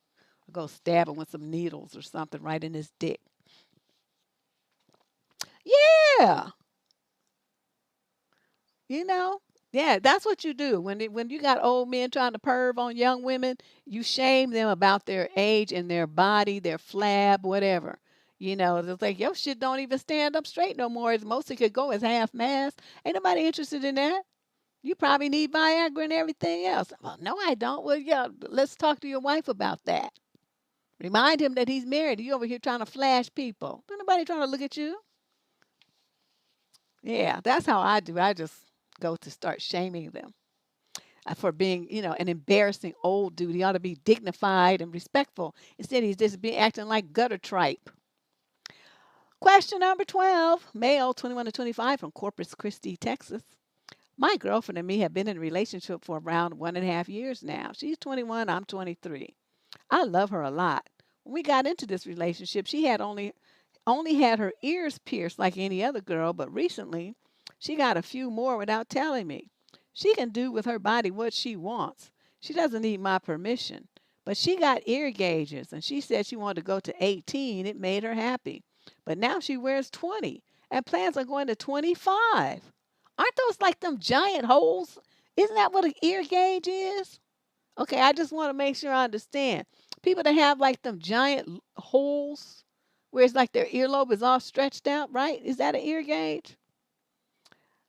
I really dislike piercings. I don't mind the normal ear piercing, but I don't like gauges or nonsense or nose rings of the sort. Oh, so I'm right, Alyssa? Okay, that's what I thought. Okay. But Deb, that wasn't the end of it. A few months later, she got a nose ring. She did talk to me about it beforehand, which I do appreciate. I told her I didn't like them. This week, she got a ring you put around the top of your mouth in your gums. What? I must not be up on all these piercing. I can't even imagine what he's talking about. I don't know what he's talking about. In your gums, the top of your mouth in your gums. You mean up here? She didn't talk to me about it and just suddenly showed up with it in. What? I don't know what to do or what to tell her. It's kind of a deal breaker for me, but I still love her. I just can't enjoy looking at her now because it's a turnoff. Dude, okay, she sound like she going in that direction. You seen them things? They have them pictures online. It's underneath her top lip. They call it a smiley piercing. Y'all know way more about it. See, that's why I tell people you better look in the chat because a lot of the stuff, these new things, I don't know about the stuff. I'm old. Okay, I had my ears pierced, and then I got like the cartilage pierced on the top of my ear up there. Some years ago, I let it's still there, but I haven't really I took the stud out, and I thought I was somebody. I was hip mama, okay, because I had the ear cartilage piercing, and I was like, I thought I was Miss Thing with that. But I'm gonna say this, dude. People don't understand when we, are in a relationship, something like, cutting your hair or, growing a beard or whatever, that kind of stuff. I mean, those kind of things are temporary and they can be, removed and, they really, you might not like it for a little while, but, it can change very easily. Some people don't even go for that though. They want to, run it by their partner even for that level of physical change because the person that you're with is liking what they see and they're sexually attracted to you based on, how you guys got together and that you were like regular. You were, normal. Okay, now you start wanting to freak out with all these piercings and holes and stuff everywhere. A person who that he sounds like me. I don't want to look at all that. I start itching. And so, he's like, he's getting turned off by it. And so you can't have a relationship with a person who looks at you and gets turned off. So, this is the kind of thing, like you're right, she's fully entitled to do what she wants to, puncture herself as many times as she wants to, and wear gauges the size of a Michelin tire if she wants to.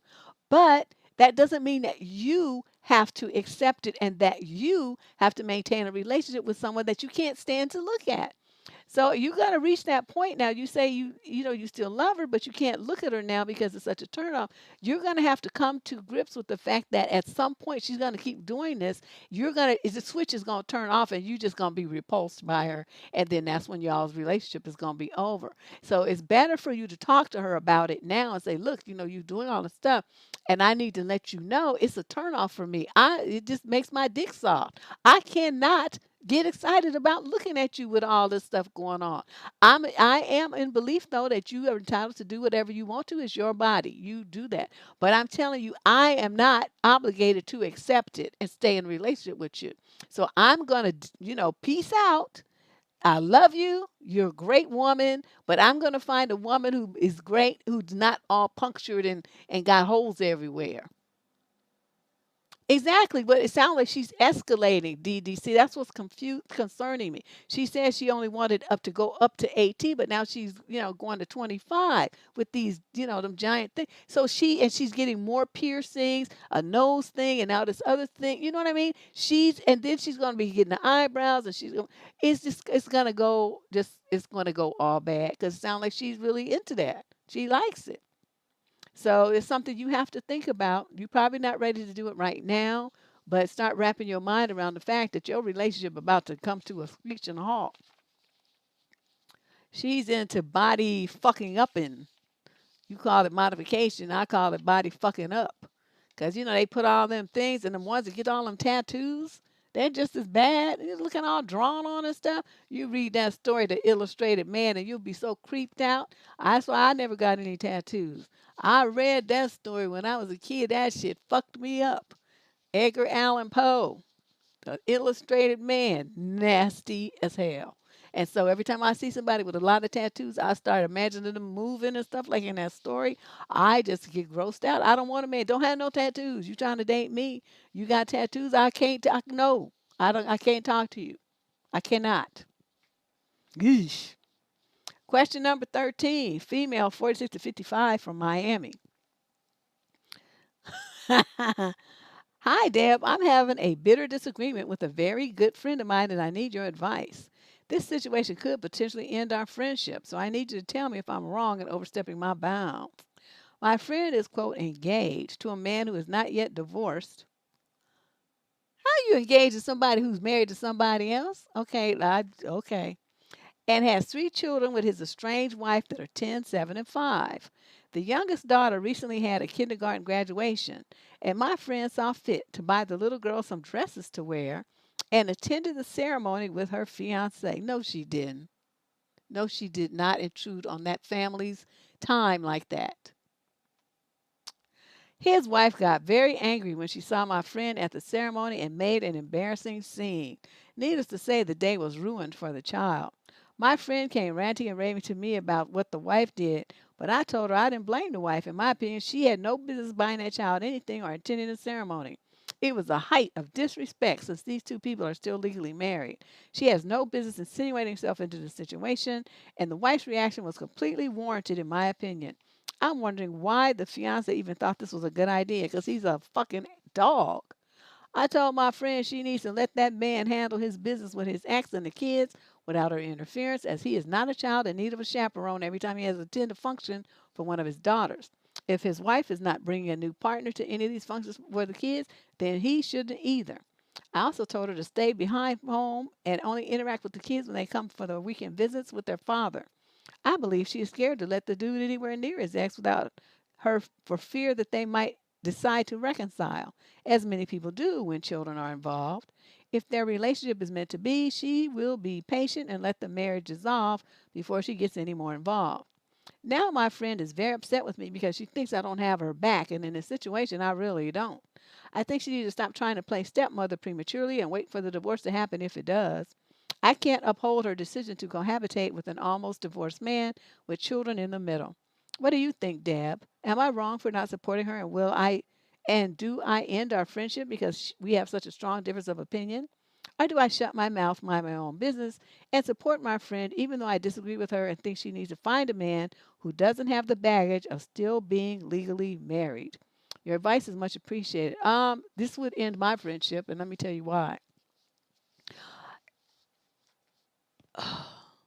When you have a friend, I mean a real friend, not an acquaintance, which someone that you call a friend, the idea is that the two of you are on the same page. You have similar outlooks to life. It don't have to be exactly, but very close. You think alike. If there's any kind of crisis would come up, you would tend to have handle it in the same way. You perceive the world in similar ways. Maybe a little different. You bounce things off of each other, and where one is a little lacking, the other might know more about that subject or something like that. But together, you two make a great team, right? In this instance, her moral values and yours are at completely opposite ends of the spectrum. There is no middle ground here. There's no compromise. There's no negotiation. This man is married. This man is married. Your friend is fooling with a married man. So if, my moral stance, I don't do that. I don't do married men, and I'm not going to be friends with somebody who does married men because, see, that's some messy bitch shit. You might end up killed. I have a friend who died like that. I went away to college. She was a little older. She was, I don't know, 5 or 6 years older than me. And she had moved out, and she was living in this apartment, and she ran on hard times, and so she was screwing the landlord for, cover her rent, right? Young girl, and dude in his 50s or whatever. Well, his wife got wind of it, and the wife found them in bed together and shot and killed both of them. So my friend died. She was like, I don't know, 23 or 4 or something. So, you just never know how people are going to flip, especially when a woman has children and you rub her nose in it. Your friend publicly disrespected this woman and her children in front of the child's teacher and all child's, the friends of the, her little friend's parents. So, this woman knows, like, she goes to school now. The little girl's only 5. She got to go to this elementary school for a long time. Every time those people see her, they're going to think about how just she got clowned by her husband, and he brought this bitch there. How do you think the kids felt seeing their daddy with another woman? See, your friend is just a stupid bitch. I'm sorry. She didn't give a fuck about nobody. She wasn't thinking about nobody but herself. So for me, I could not be friends with someone who would treat small children that way. Even if it was, dealing with the woman, that's woman to woman, those adults. She went to a child event and totally hurt those children to where they may never get over that and seeing their mother that upset.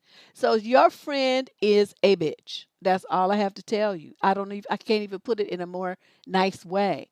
So what I would do if I were you is tell her, you're entitled to do what you want to do because you've grown, but I on that same level am entitled to do what I want to do, which is not be friends with someone who is so cruel to 3 young children and so dismissive of their feelings and so low down with her morals and values that she would think doing something like that to a little family is okay.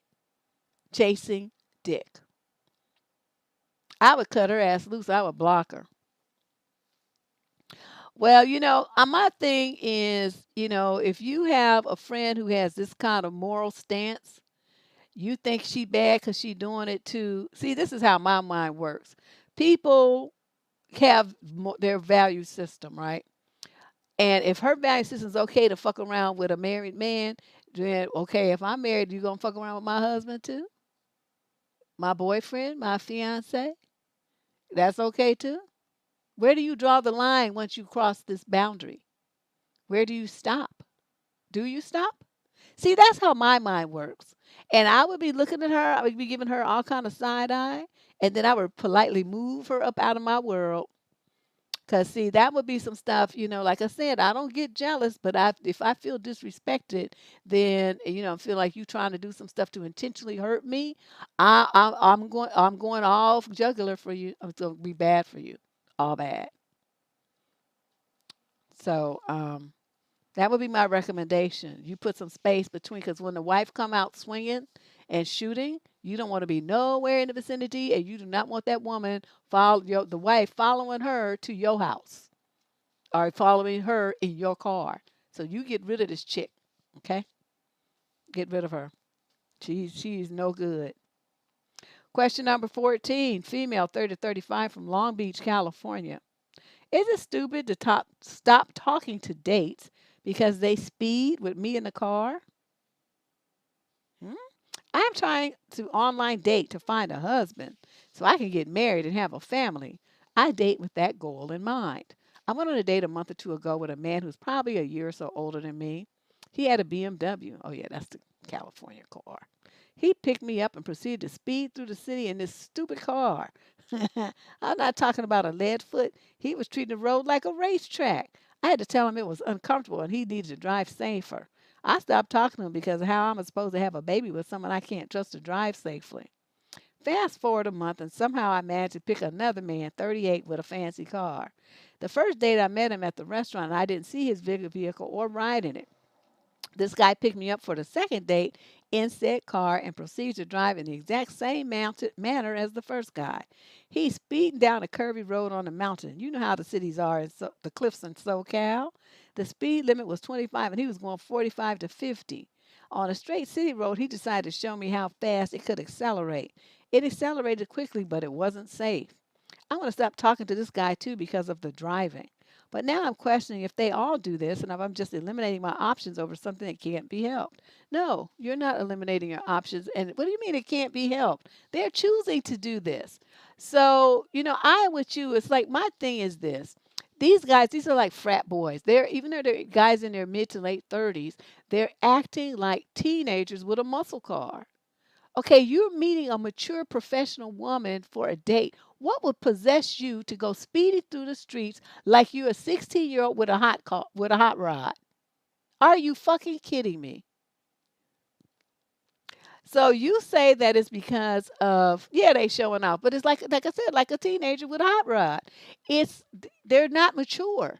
Their minds are very childish. So in my mind, you won't be stopping seeing them because of the not driving safe. Not driving safe is a symptom of their immaturity and lack of focus and lack of respect.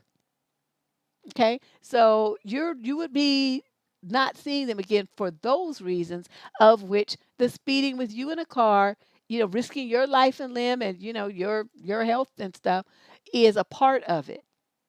It's so many accidents in Southern California as it is because people drive stupid. So, the fact that they would take this kind of risk with you in the car and they just met you with no concern for your, what might, cause you fear or anything. They didn't even ask and they didn't care. So I'm thinking that you are right, and you guys are not on the same page. He's not showing, like that protectiveness that we look for men to have when they get with a woman that, they want to protect her. So part of protecting her is keeping her safe. Keeping her safe means you drive at the speed limit, maybe, I don't know, a few miles over, but you don't be going like, double the speed limit around mountain curves in Southern California. You'll run your ass off a cliff.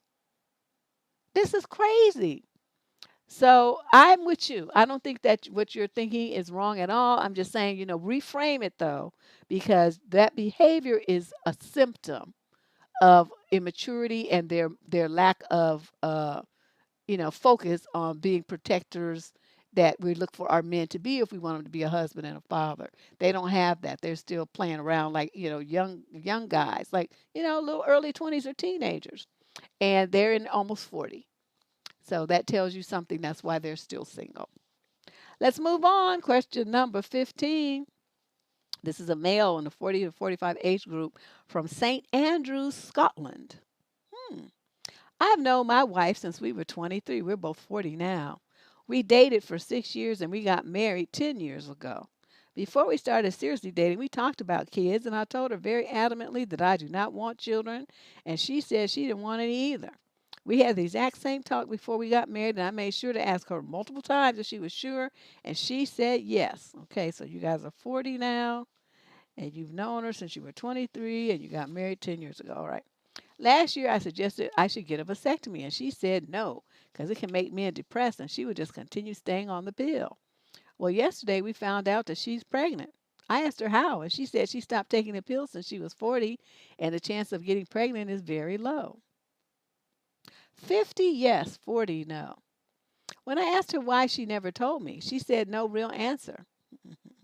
I assumed we would terminate with a pill since she's only 4 weeks along, but now she is telling me that she has second thoughts and wants to be a mother. I know myself, and I simply have not had any drive to want children. It has not changed with age, and I don't believe it ever will, but I'm stuck. On one hand, I feel she lied to me and manipulated me to get what she wanted without considering my feelings. On the other hand, this child she wants to keep is innocent and has no fault in this situation. Deb, I understand that whatever decision I make, my marriage and my life will be turned upside down, and neither will ever be the same. I'm wondering if anyone has ever written to you or if you personally know someone with a similar situation and how things turned out. Can you help me sort things so that I'm thinking clearly? This is hard because, um, whew, this is hard. It's very difficult for Man, this is this is rough because, dude, there's just like no negotiation here. Either you're a dad or you not. And even I don't know what the laws are in family court in where are you? Somewhere in Scotland. I don't know what the laws are there, so I'm not really prepared to comment on that. But um, I don't know how you can be married to a woman for all this time and then just ignore the fact that she's pregnant with your child. I'm not saying you have to come to grips with it the second and be all excited and all of that, but somehow you're going to have to work your mind around to accepting it. Um, at least accepting it. Like I said, you don't have to be excited about it and, jumping over the moon and all this kind of stuff. But, a certain level of acceptance, because let me tell you how this is going to go. Even if whether you stay married to her or whether you divorce her, you're still going to be the dad. You see what I mean? It's that's why I said there's no compromise and no negotiation here. You're either a dad or you're not. And even if you decide you don't want anything to do with the child, you're still going to be paying child support. It's still going to have your name. It's still going to be carrying your bloodline and all this kind of stuff. I mean, how do you wrap your mind around just turning your back on that? You have a lot of thinking to do. I have known people that this has happened to, in my personal life. I don't recall ever having a letter about it, but I probably did. But I've known two people that this happened to. One of them, they really did think they couldn't have any children. And then, as a matter of fact, they were actually going through the adoption process. And then she got pregnant, and they were both shocked because they had been trying for like 20 years to get pregnant and just gave up. And so they wanted to adopt a kid. They were about your same age, around 40. And then they just gave up. And then she got pregnant with twins. And they had pretty much, like I said, had given up at that point. So they were surprised, but they wrapped their minds around it and they went on with it, and that was fine. The other couple got a divorce, and he didn't want anything to do with the kid. So the kid, I mean, he could pay child, the courts can make him pay child support and all that, but they cannot make a man be a dad to a child he doesn't want to be bothered with. So, I would hope that that isn't you, though, that you would be, a more mature person. And like you said, you understand it's not, the child doesn't have anything to do with it, and not to punish the child for this. I do agree with you that your wife was deceptive. I would be angry about that as well. If she stopped taking the pill without telling you, so that, you could have used a backup birth control method, or you could have gone forward with the vasectomy if that's what she wanted to do. But so, in a certain sense, I understand why you feel manipulated and why this is a problem for you. But that's water under the bridge. I mean, you can't undo that. What are you going to do now? You have to, only you can decide that. I can't tell you that. And like I said, I have two situations I know personally. One ended a divorce, the other ended with them happy, and raising their kids together, plus the kid they adopted. So they went from like no kids to three kids. They all both, they're very happy.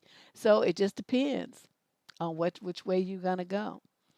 And I just hope though that this kid, my concern is, at 40, The risk of birth defects and other learning disabilities and all that stuff is higher than if you were younger.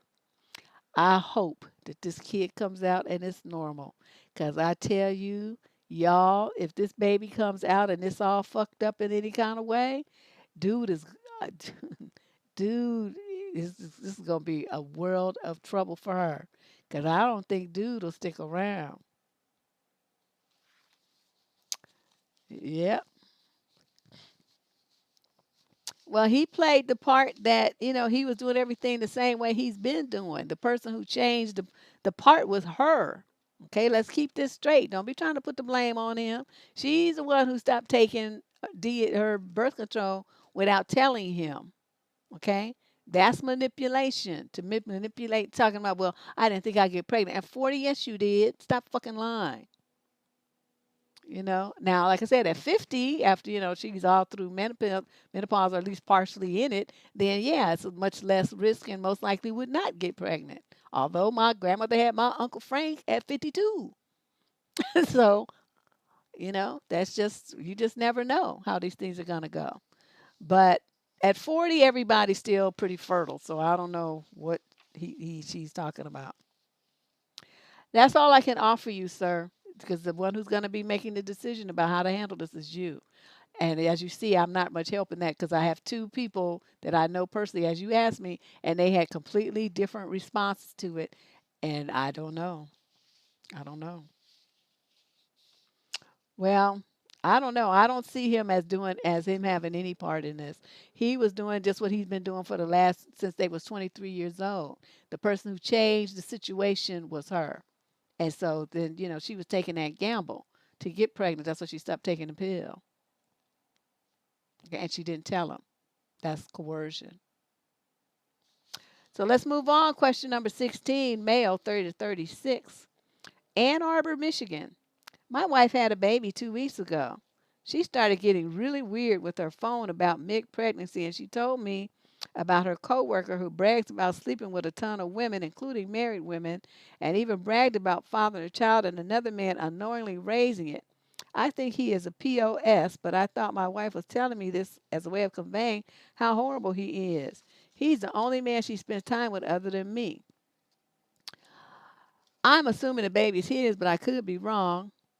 I just know it's not mine. How do I know? I ordered 2 well-known paternity tests leading up to the delivery of the baby, and I hid them well. I administered and sent them in, and both, I used 2 just to kill the chance of a false positive or negative, showed the child was not mine. I'm doing my best to keep up a good act to pretend I'm the committed father and husband she thinks I am, but I'm disgusted. I feel a strong urge to go ahead of this because I've been divorced before. And I was cheated on in that marriage too. She got upset. She got caught and told everyone that I cheated on her, and then it became her word against mine. I don't think that will happen here since there's a baby to prove the infidelity, but I still want to be careful. Given that I've been misled for almost a year, what I really wanted to ask is would it be reasonable for me to pull both our families and best friends over and confront her with witnesses and the paternity test, divorce papers, and a packed bag? I just want to make sure nothing is communicated incorrectly. To be honest, I don't care if the attendees think this is immature and petty. The reputation of miscommunication has hurt me before, and many people who I consider close friends think I cheated on my ex when she's the one who cheated on me. For my plan B, I would just go ahead with the gathering as normal. As soon as the last person leaves, I will pack a bag for her and the baby, provide her with a printed copy of the paternity test and divorce papers. I do, however, plan to text everyone who attended what transpired the next day, a picture of the paternity test. I will suffer through the event like everything is normal. Wow. Oh, wait. So as not to tip her off that I know, I still want to maintain an element of surprise. I think her family's local, so she can stay with them after the event. But at this point, I've had my reputation falsely tarnished once in my life by a bad person. I don't want it to happen again, and I'd be lying if I said I didn't feel the need for her deeds to be labeled. Oh, you just being petty and stupid. You just mad. You mad and you acting like a little bitch. Okay? You don't need to be doing that, acting all stupid like that. You worried about the reputation that you had because your first wife lied and stuff like this. Don't you understand that was you doing some mess like this, acting like a temper tantrum throwing teenager, that you will go down in the history of everybody's world as being the most pettiest, most immature, the most childish, and the most stupid man on the planet. This is not how you conduct yourself like a G. This is not a G move at all. This is a little bitch move. I want to tell everyone what you did. All you do, this is a private situation. You go to your wife, and you have the pictures and stuff in case it comes up. Then you can send it. People say, no, that's not true. This is why we divorced. And all you do is send them that picture. That's all you got to say. You don't have to make a big scene in front of everybody and publicly humiliate her and all this kind of shit you're trying to do so you can think you can feel better. You're not going to feel better. You're going to feel like a piece of shit. I'm telling you now. Okay, especially word gets back to your job that's how you acted. Conduct yourself like a mature man. You just tell her what you found out and tell her, I want you to pack your stuff. I want you to get the fuck out. I'll be filing for divorce on Monday. Because one thing I cannot deal with is a woman who lies and plays games with me like that. So you go to your mother's. I'll talk to you another lifetime. It's not even a bit childish. It's way childish. He's sitting up here plotting what he's gonna do and how he's gonna be telling everybody, and he want to do it in front of everybody and then purposely invite them over so he can just show them and the prove that show them the test and all this old stuff. That's not a G move. That's a little bitch move. And I'm telling you, if I was at the party and somebody did that, I would straight tell, dude, you a little bitch. It's like that's why she cheated on you because you such a fucking bitch. You got so much estrogen in your body. I would turn it. I'd have to flip it around and make it his fault. But it's like that's not how you conduct yourself, sir. You always even if she didn't conduct herself with class, you do. And this behavior that you're trying to say that you're going to portray is not classy at all. You got the information you need to get out of the marriage and prevent yourself from paying child support. Use it to your advantage and go on with your life. Get rid of this woman. Make sure that everything is filed with the court so that you're not responsible for child support and you have nothing else to do with her. Handle your business, okay, legally and financially, but you do not act a fool like this. This would be so embarrassing to you later when you finally got out of your feelings. This is just not cool. Man, and I'm telling you, your mother, even your mother's gonna be disrespectful of you, thinking I raised a pussy ass son like this. You just a little bitch. I just like what man acts like this? My God. Question number 17. This is a female in the 26 to 29 age group from Charleston, South Carolina.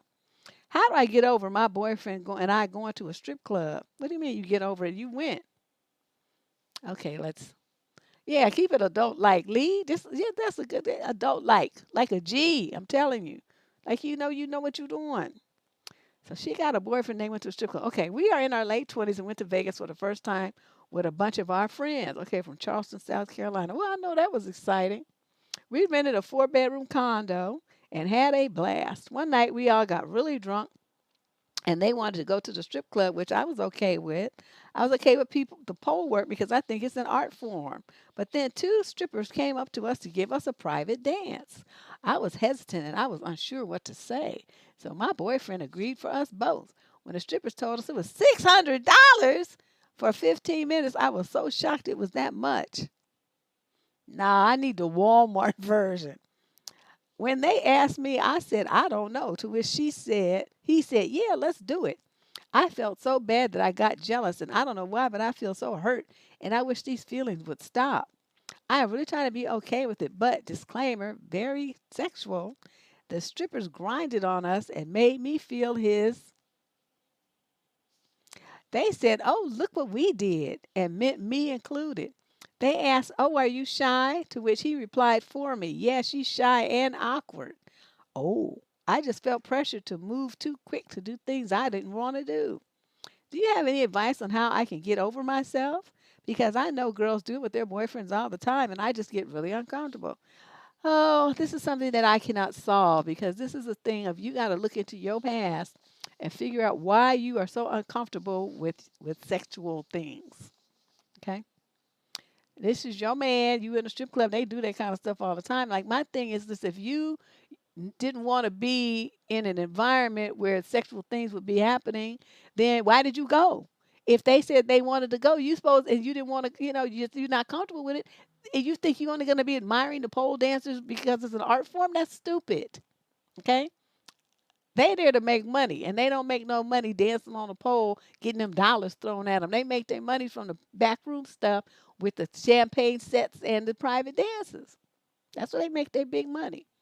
So, for you to sit there and to go into places you didn't really want to go, that's one thing.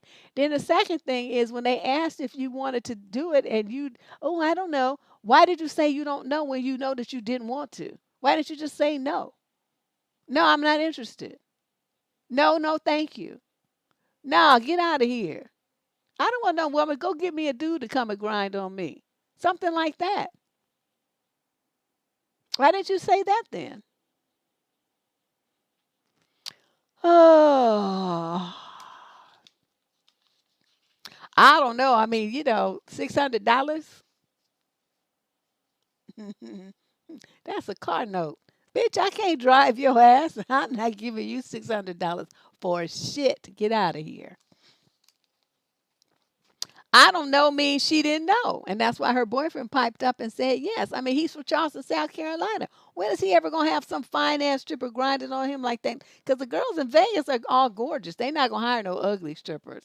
It's like the ones that you find like in the hood and stuff with teeth missing and they look like they on crack. They don't have them level. They have beautiful, like showgirl looking girls in Vegas. Okay. So that's the closest he gonna get to a woman that looks like that ever in his entire life. So of course he was down for it. He's a young man. You know what I mean? And you as a woman knowing that you got a young dude and you taking him into some environment like that and then you get back because he gets a boner. This girl, something wrong with you, chick. But yeah, a lot of this has to do with your acceptance of sexuality. And it seems like you're very uncomfortable with it. Your boyfriend describes you as awkward. So that means you have, translating it to what that means and how you responded in a situation. You're very uptight and you are very like self-conscious about it. So you're thinking about, how it looks and what people are going to think and all this kind of stuff. And you're in an environment like that, everybody's fucked up, drunk or high or probably both. They don't pay no attention to you. They won't even know that you were even there. Nobody cares what other people are doing. They too worried about what's going on in their lap. So this whole situation was, I think, very educational for you, and it's something for you to start thinking about and exploring. Where did these feelings of all this fear and this need to be so unfree with yourself and what you do and say, where did that come from? And you need to start thinking about that. What messages did you get as a girl that made you feel that this is the way that you had to be? Because I tell you, I would have had a good time as long as I didn't have to pay the $600. I would have probably jumped up there and, went over there and did over to the next dude and done the next table and been doing my little dance too. Woo! But, I'm just weird like that. When it's something that's new and different and exciting, I like to participate. So I have more stories to tell you guys, right? So I'd be like, oh, y'all, let me tell you what I did when I went to Vegas. Even though what's happens in Vegas is supposed to stay in Vegas, it's not going to stay in Vegas because it's going to be on the channel. Let me tell y'all what had happened to it. But yeah, I don't know. I don't flip out about stuff like that.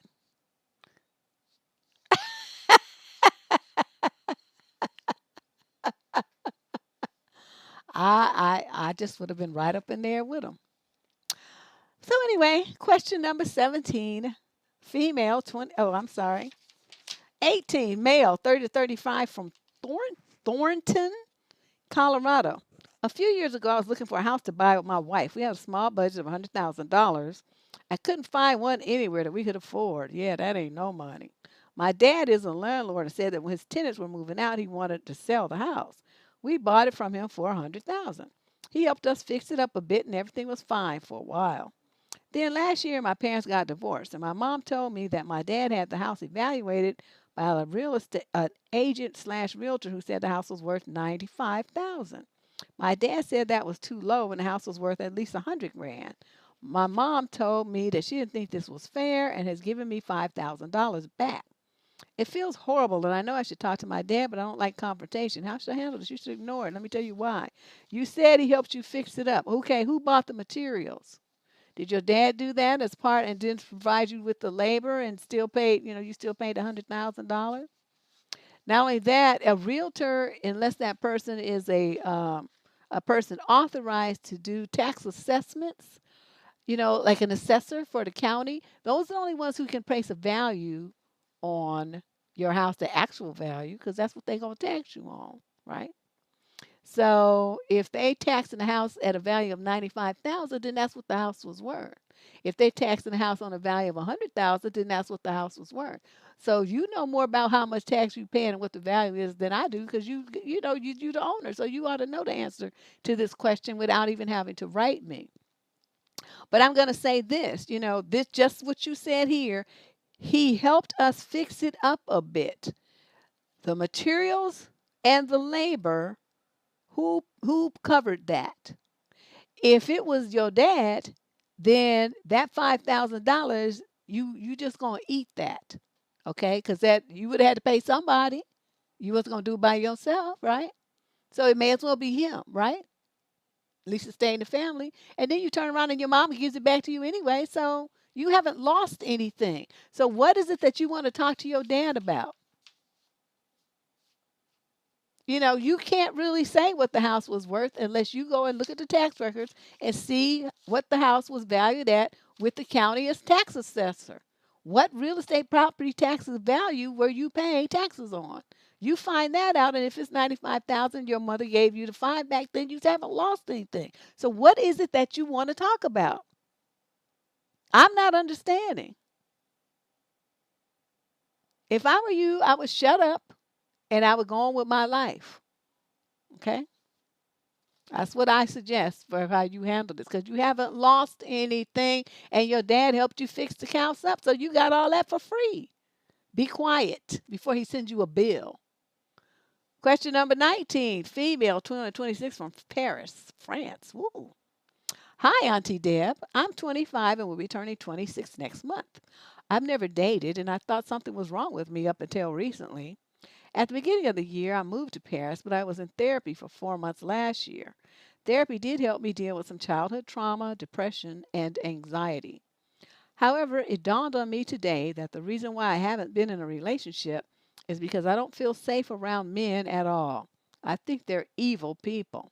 After listening to you for over a year now, I've decided that marriage and children are not for me. I cannot be bothered. I look forward to, quote, hitting the wall and actually don't mind the idea of dying alone and in peace. My question is, what are some things I can start focusing on to make sure I live a fulfilling and peaceful life?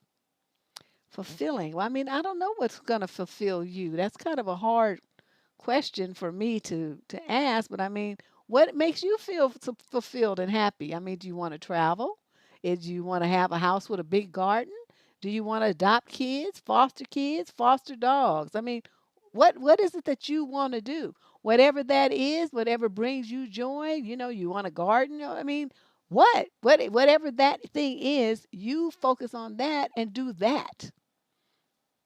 And I think, if you want to like go back to school, get an advanced degree, change jobs, I mean, you have the flexibility to move to any country in the world and do anything when you don't have children and you don't have a husband whining in your ear. You have the world is your oyster. So just put on your big dream cap and just dream big, and then whatever comes to your mind that you think you would like to explore, do it. That's the one thing, the benefit about being single and not having children. There's nothing to hold you back. So any failures you experience in life, it's just because you did it to yourself. You can't blame nobody. So that would be what I would think. You have to decide what's going to make me be fulfilled and happy, and make a list and then start executing them. That's what I say. And the difference between you and other women is you won't have husband, children, and marriage on your list, but there's plenty of other things to fill that up. Having already done that, I just really I don't know, I really wasn't that big on it when I did it. That's why I kept telling him no. But I mean, it was all right and everything. He was a great guy, don't get me wrong. But I would have been just as happy not being married to him and just, living in sin. But it's more than a notion to be married and having kids. So I don't blame you there.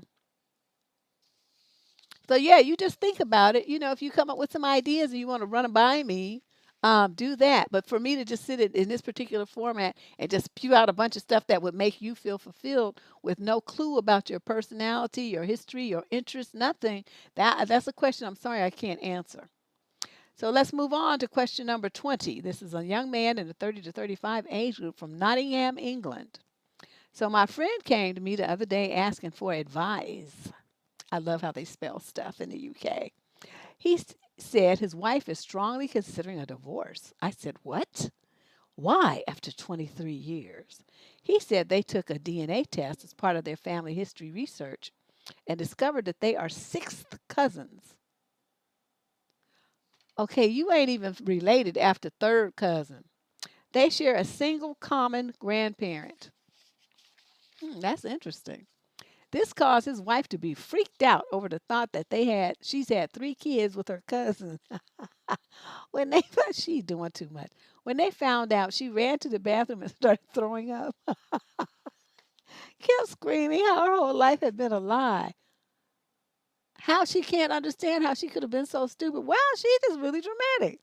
He said he tried many times to talk her out of this, saying it doesn't matter because they are so far removed. Generally, they are not related. He is so regretful that they even took the test and really wish things were back to normal. But the damage is done. This Pandora box is open and is all she can think about. Her parents have tried talking to her siblings, her friends, her coworkers, and all say the same thing. It's not a big deal. But she is focusing on how disgusting it is that she has not only slept with her cousin, but she actually married and had kids with him. And she is now just a common idiot hillbilly. The hills have eyes. I said to my friend, "Wow, this really sucks, but what do you want me to do?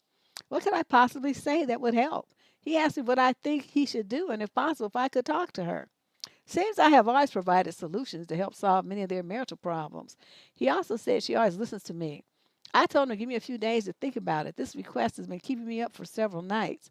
I don't know what or how to even approach this, so I'm right looking to you, Deb. What can I say? Oh, just pass the baton to me, huh? But luckily, I have an answer. Okay, so where are you again? Nottingham, England. Okay, so you got some of the finest educational institutions in the world in England. So what you gonna do is you are going to call up a local university and say, I need a genealogist. How do I get a consult with a genealogist? And you outline the situation and say, I would like to bring these two people just, for a 10-minute discussion on how this works because this wife is just really spazzing out and they need help before their marriage goes up in smoke. Can you recommend someone? Okay. So they're going to give you a name, Professor X, and you're going to call up Professor X and you say, Professor X, let's set up an appointment. Can you do this by phone? Professor X will say, sure, I would love to help save a marriage. They like it because they can talk about it in their next professor get together, right? And so you say, okay, we'll call you Wednesday at 2 o'clock. So either your friends come over to your house and y'all be on the phone together, or you time in a three-way with the professor rather, and then the professor is going to talk about, the history, genealogy, how this works, the dilution of the blood, all this kind of stuff, and how so not related they are. And so I think by hearing it from a medical research professional, someone who's a specialist in the field, it will allay her fears. Because right now she's looking at, some ancient history from 6 generations back with one person and not looking at all the dilutions that have come into there since. And she's just freaking out. Like, like the husband knew when he went and says, I'm going to go and line up with my cousin.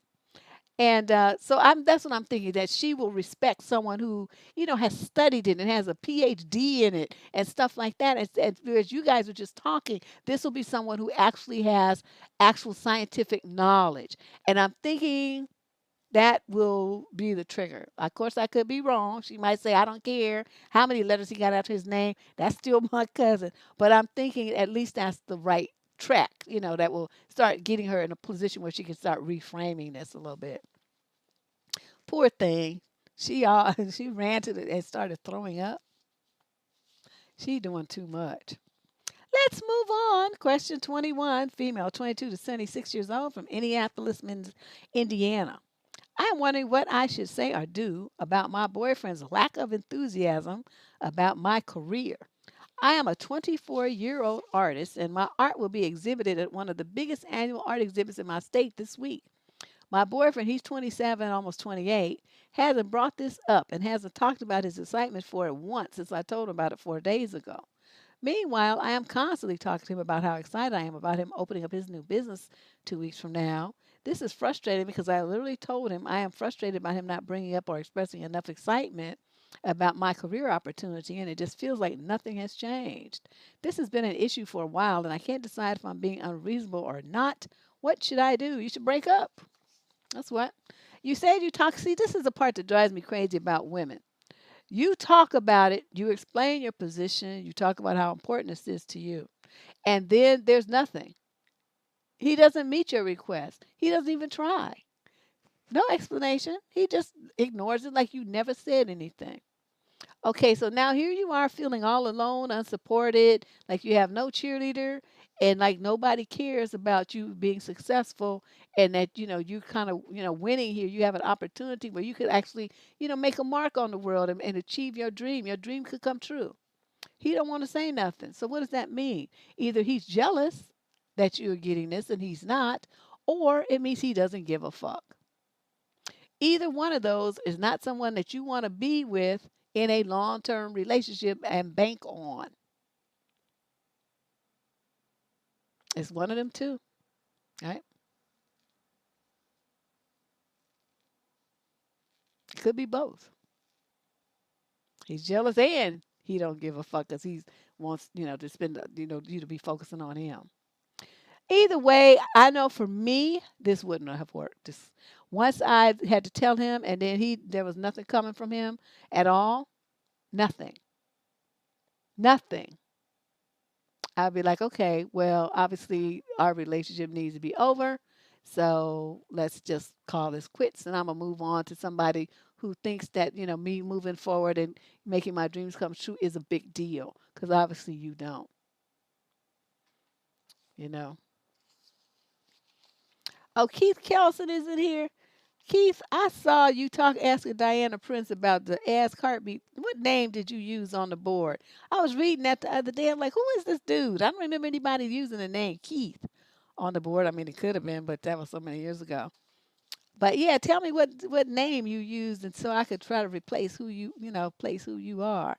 Because that used to be popping. That's before the social, before all this MySpace and Facebook and all this stuff come up. We had my ass card beat message boards, and honey, they was jamming. We had so much stuff going on. It was wonderful. But then MySpace came along, and that was the end of that. So let's move on here. This poor girl.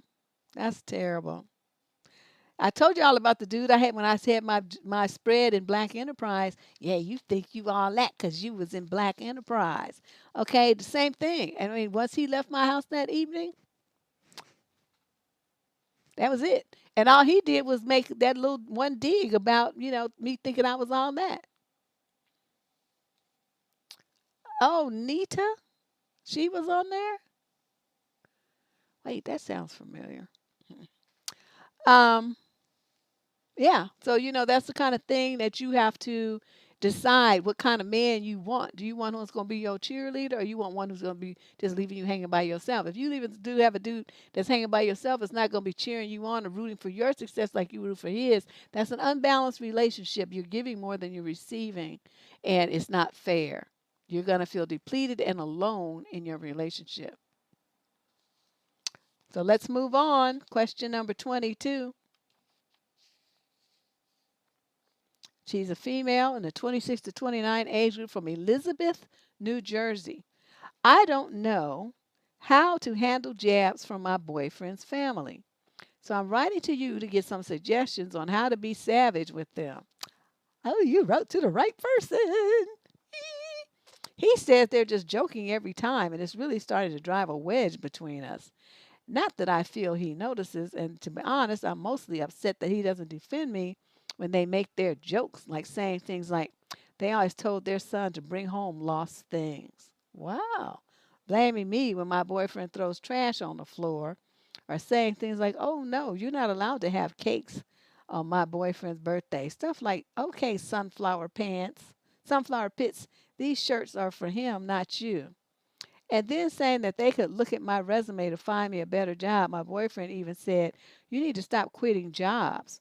When my job gives me a 401k, yearly raises, paid time off, and it's something I enjoy doing. I quit jobs that don't benefit me or that aren't working for me.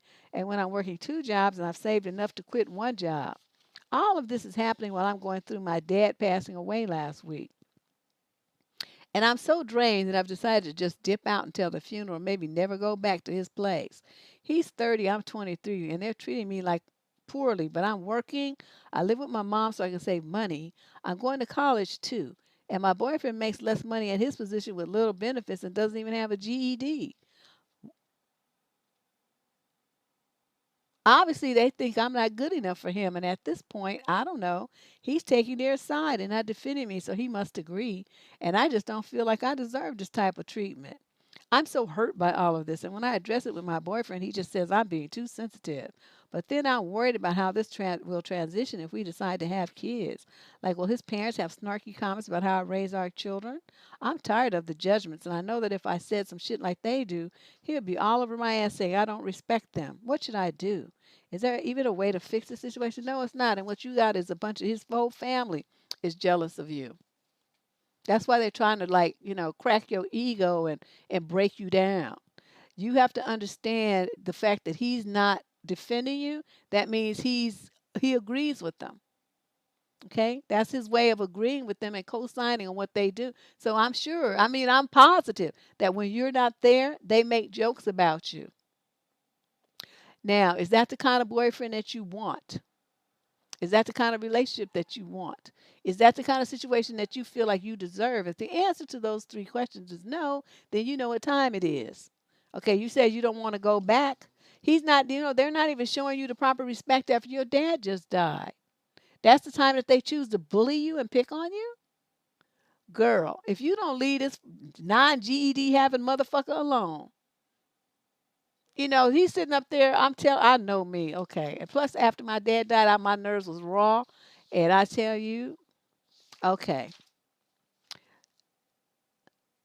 Okay, let's see. He doesn't really make their jokes. They always tell the son to bring home lost things. Say, too bad. Maybe your son need to go and find his ass a GED at least. Because he don't even have that. I'm going to college. This motherfucker ain't even graduated from high school. And you got the nerve to be talking about somebody who lost something? Tell him to go and find a book and get a GED. Why don't you? Let's do that.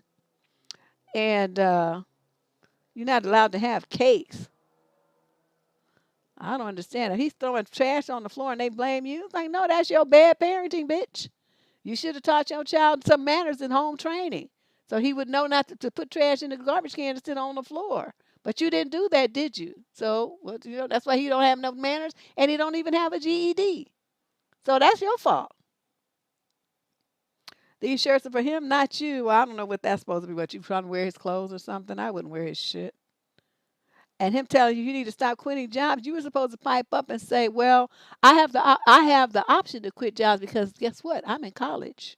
I have more education than you, and I have a brighter future than you, and I can do that, and I can get a better job with a 401k and retirement plan and annual raises and paid vacations and paid sick days and all kind of stuff that you don't have working your little hourly wage picking up trash down at the construction site, which is the best you're going to do.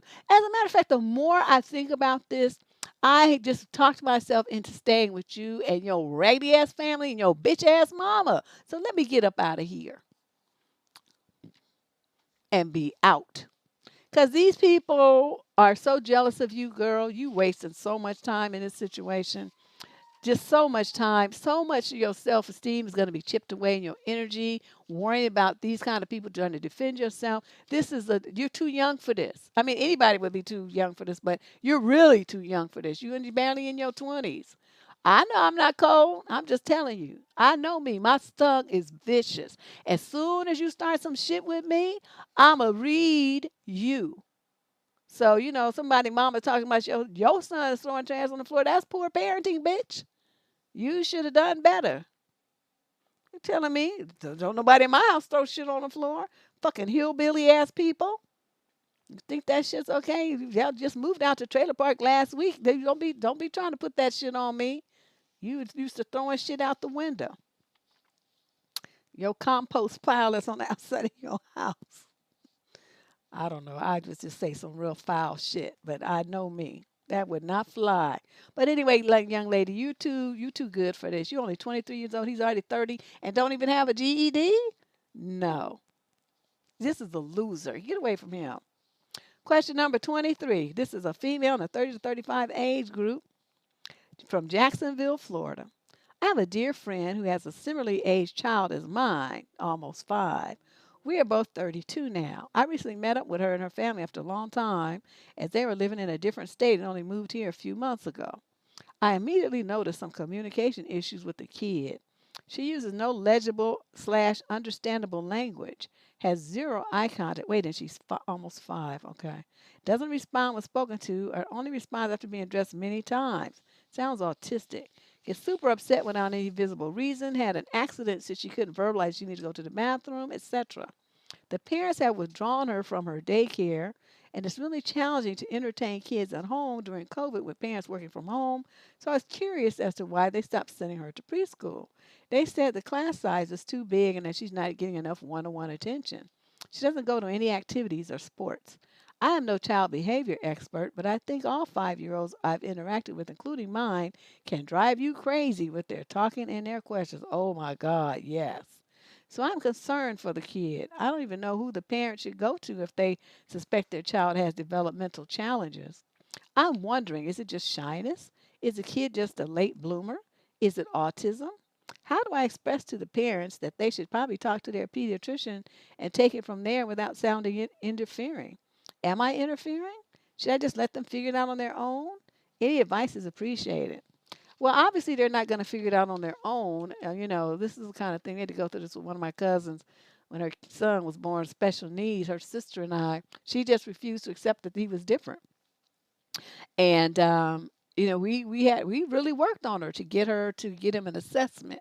Once they did assessment, and the results were there in paper form, and they had schools and special training they could put him in and stuff like that. Then she finally acquiesced and started getting him the help that he needed.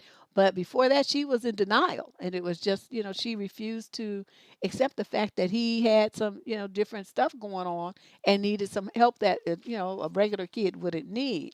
So that could be some of that going on as well. They're still in denial. Yeah, and he was around this age, 4 or 5 years old.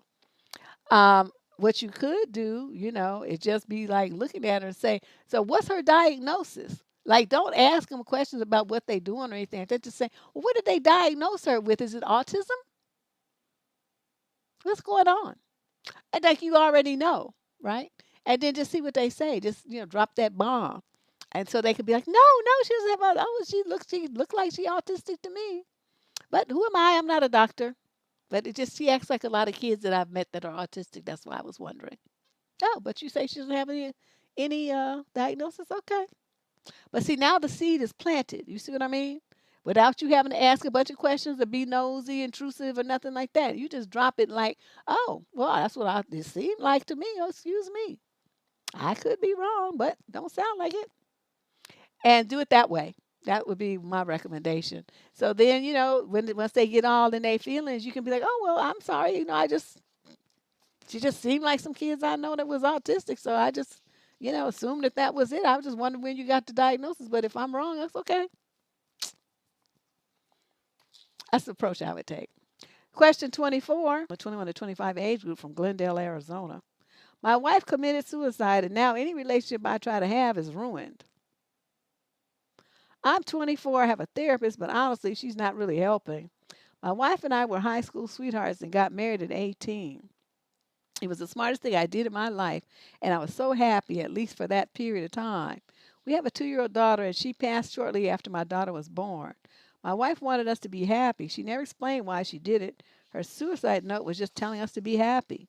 I'm not doing this to hurt you. I want you to fall in love again. Please don't be angry with me. There's nothing you could have done. That was who my wife was. I was always, it was always how I would feel that was important. She was so stoic, which I just loved about her, but I don't have any closure. I moved back in with my parents, who are doing the majority of child care. I look at my daughter sometimes and I feel nothing, and I'm not in a good place to be a dad. No matter how much therapy I go to, I feel like shit. I only feel good when I'm asleep. Anyway, my parents have been telling me to meet women. I've only ever dated my wife, so it's been an adjustment. I downloaded Tinder and I've met up with a few girls, but my heart isn't in it. I feel like I'm cheating. I started crying when one rubbed me over my pants like an idiot. When I tell them, yeah, my wife killed herself, they pity me and then never talk to me again, which I can't blame them for. Well, I guess not if you say it like that.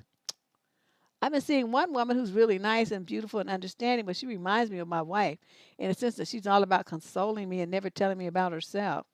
I tell her to open up with me, and she says there's nothing to open up about.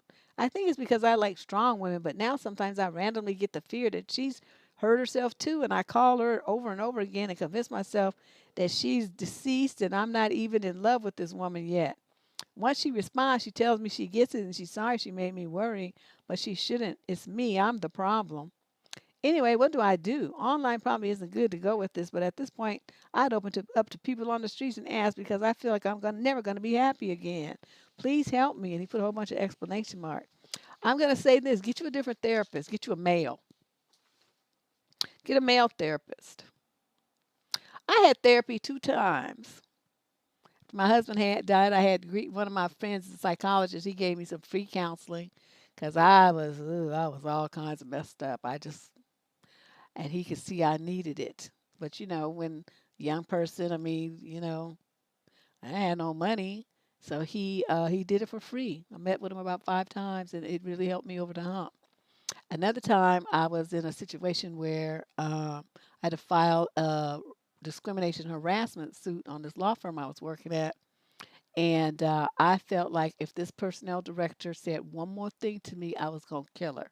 So I was that angry, and I have a terrible temper. And so I'm like, okay, I need to get out of here before I end up in prison. So I called my doctor and I told him what I was thinking. He said, get in a cab and come over here right away. And I went, and he put me out on what they used to have called a stress leave for a month, a whole month. And I had to have therapy, as part of the stress leave. And I had it with this old white dude. He used to be a hippie, cool as fuck. And he knew exactly the kind of stuff I was going through, having seen it himself during his time in corporate America. So he was very helpful. It's helpful when you have somebody they don't have to have experienced exactly what you did, but they understand because they've seen it. They can validate your feelings and you don't feel judged. And that's what you need. So I'm suggesting that you go and find an older, mature man, someone who may have, lost a son or daughter or somebody, some relative to, in a situation similar, so that they can identify with your feelings. That's what you need. So you do that first, and then start trying to figure out, as part of your therapy, how to have a relationship with your daughter. She's very young; she's only 2, and you need to have a relationship with her that's going to help you heal, and it'll actually bring you a lot of joy. Little kids like that age are so adorable; they're so cute. And as they discover the world, everything for the first time, try to spend time with her and see things through her eyes. You're looking at the world very jaded, sir, like everything's so negative and dark. You need to have a relationship with your daughter. You need that so that you can see things from a fresh view. And that little girl is part of your wife. You turning your back on her, you turning your back on your wife that you claim you love that much so much. Did you ever think of that? You need to kind of, do some adjusting in your thinking here, because I don't know what it is you think, this closure, magical closure you're talking about. You have closure the second you decide you have it. The woman is dead. Okay? That's all the closure you gonna get. There's nothing else. She's dead and you're not. Your daughter isn't either. So do something with your life, and do something to save your daughter before she grows up and be all depressed, because not only did she lose her mother, she lost her father too. You're doing that to her. You doing that. Wallowing around in your self-pity. Acting like a big fucking baby. Say, I need closure. This is not cool. at all. I'm just really not feeling you at all. Yeah, I know it's upsetting. I know it's sad. I mean, I lost my husband. It wasn't from suicide, but I still lost him very suddenly and unexpected. So the shock that we experience is exactly the same. Do you think I would have abandoned my daughter like that? She's the one who saved me. Having to get up every day, make breakfast for her, comb her hair, make sure she was bathed, get her to preschool, get her to school. During them years when I was, grieving, that routine saved me. It gave me something to do. It made me feel responsible, like I had a reason to live. Luckily you have your parents right there, but you're putting too much on them. That's your child. You need to step up and make a relationship with your daughter. I'm really not feeling what you're doing. I'm glad you wrote. I'm glad you wrote. So we can get you. Thanks, Leanne. You need to get your act together, sir, and G up. Okay? Save your baby. Save yourself. Only you can do that. But those are my suggestions for you.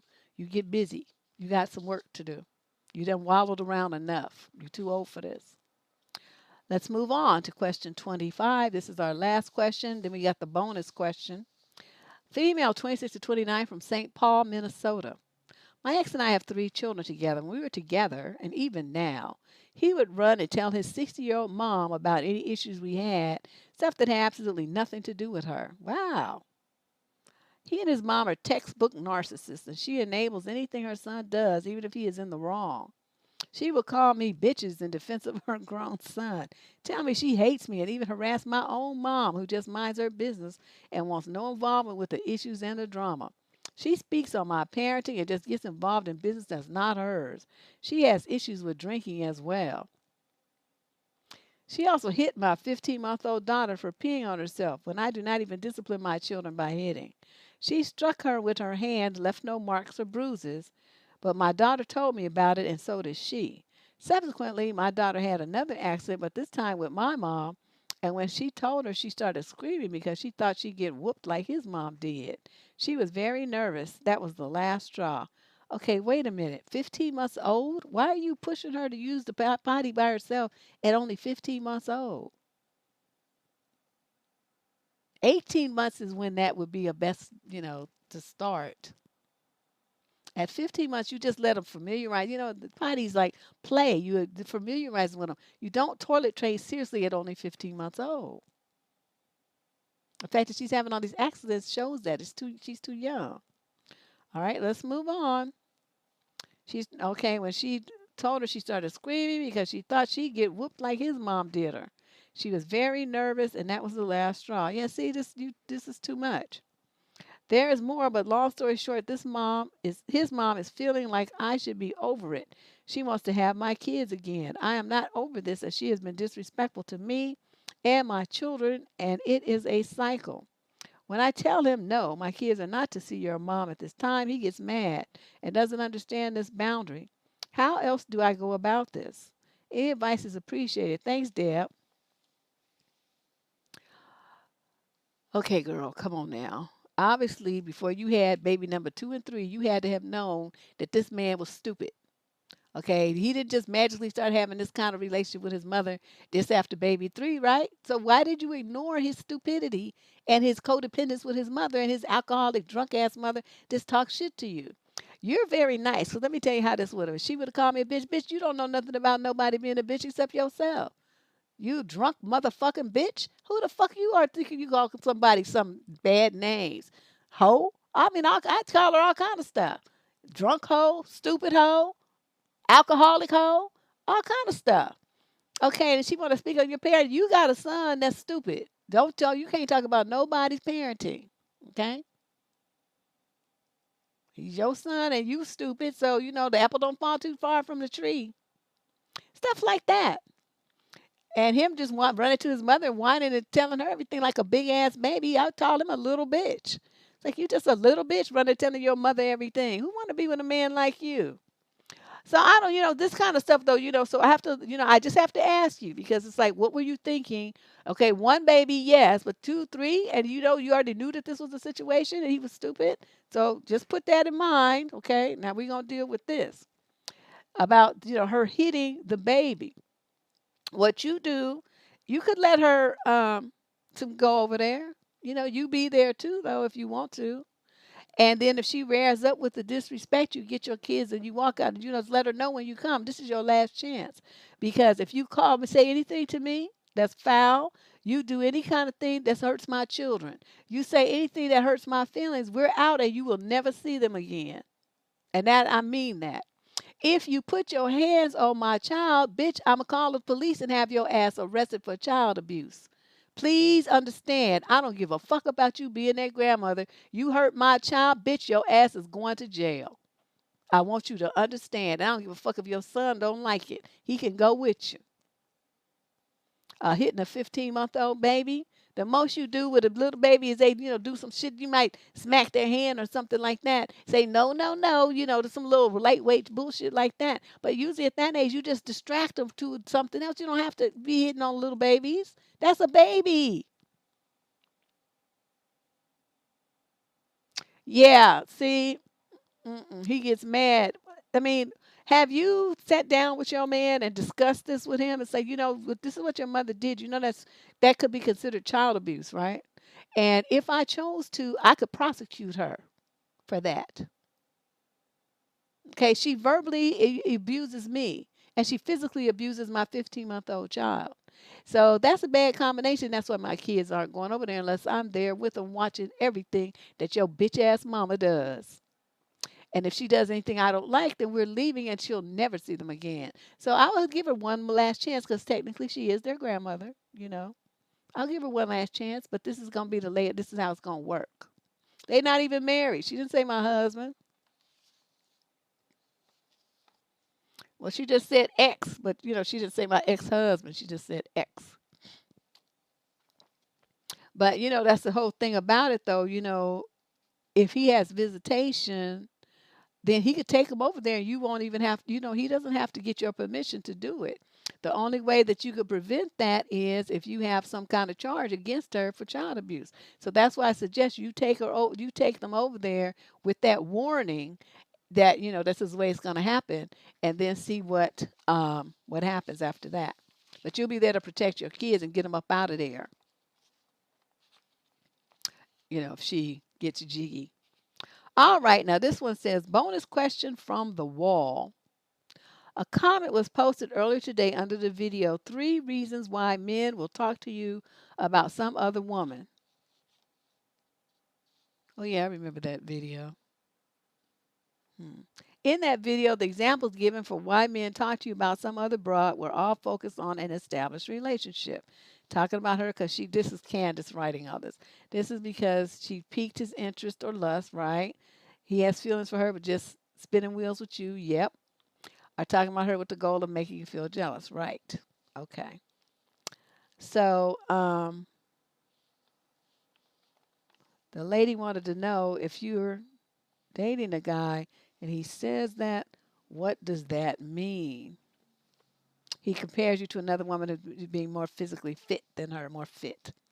What does that mean? I would say it's a combination thereof. But if you're not really, in a relationship with the man, you just kind of you meeting him or just lightweight dating, and they start talking about, oh, so and so is so fit and stuff.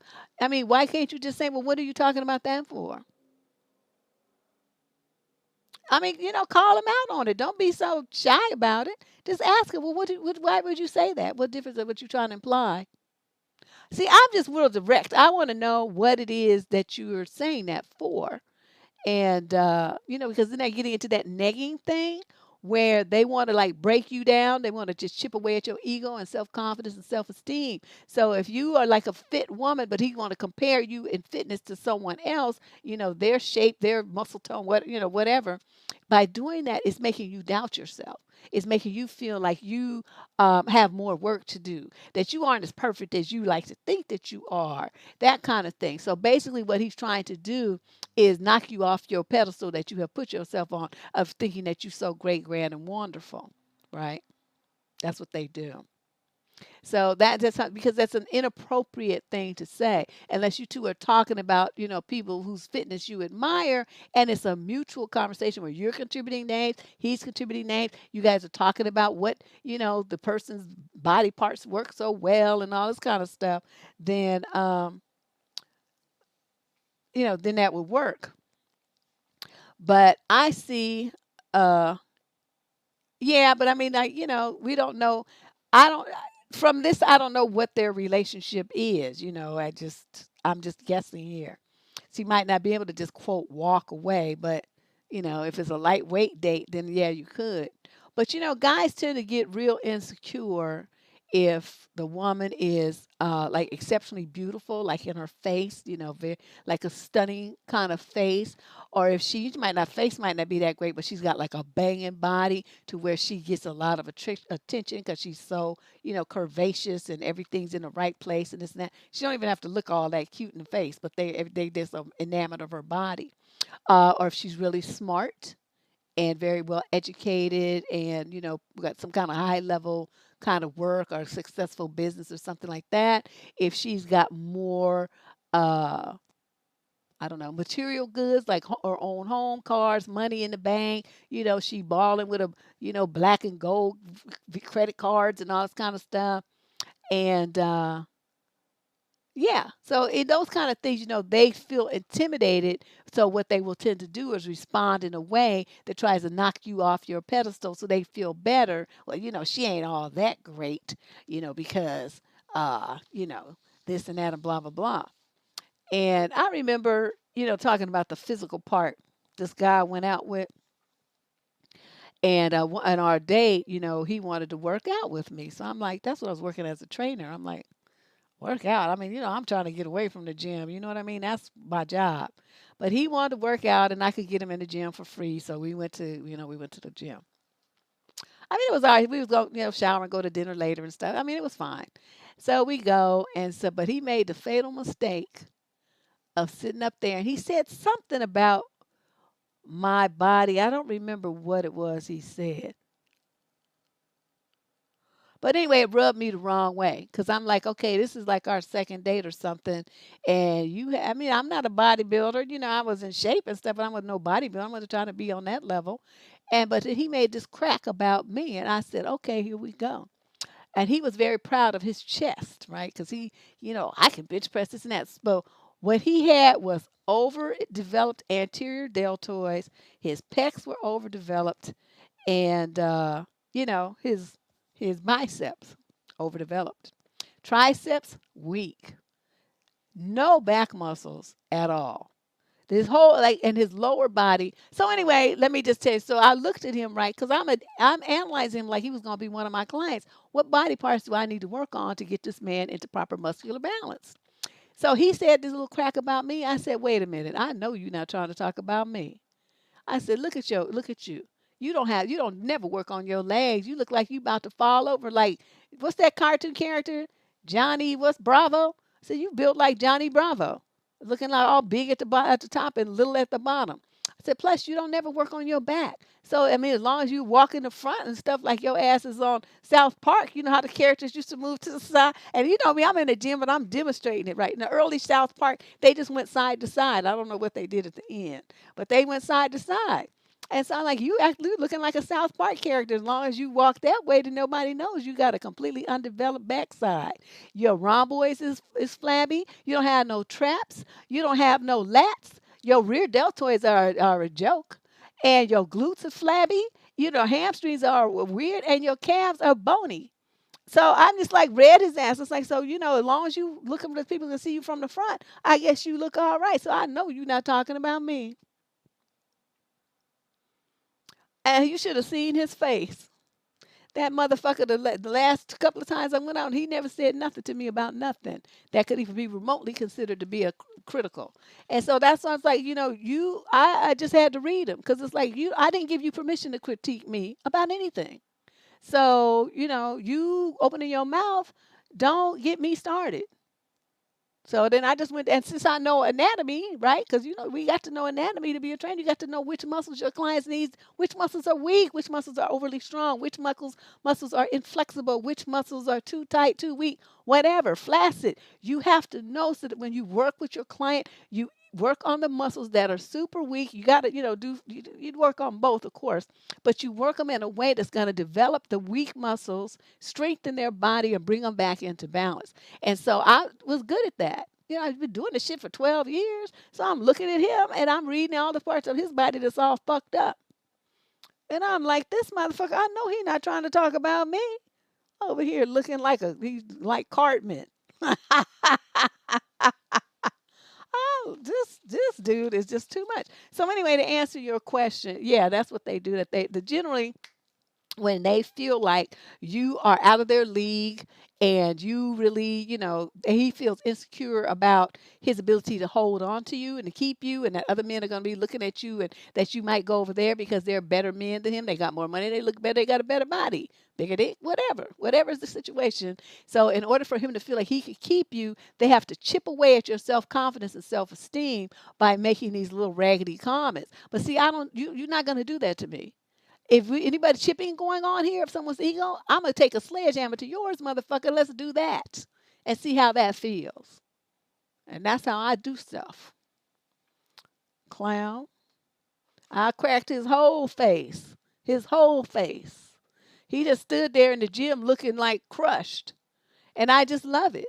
Because, see, my thing is this, my biggest turn on is crushing men's egos. But when they deserve it, he deserved that.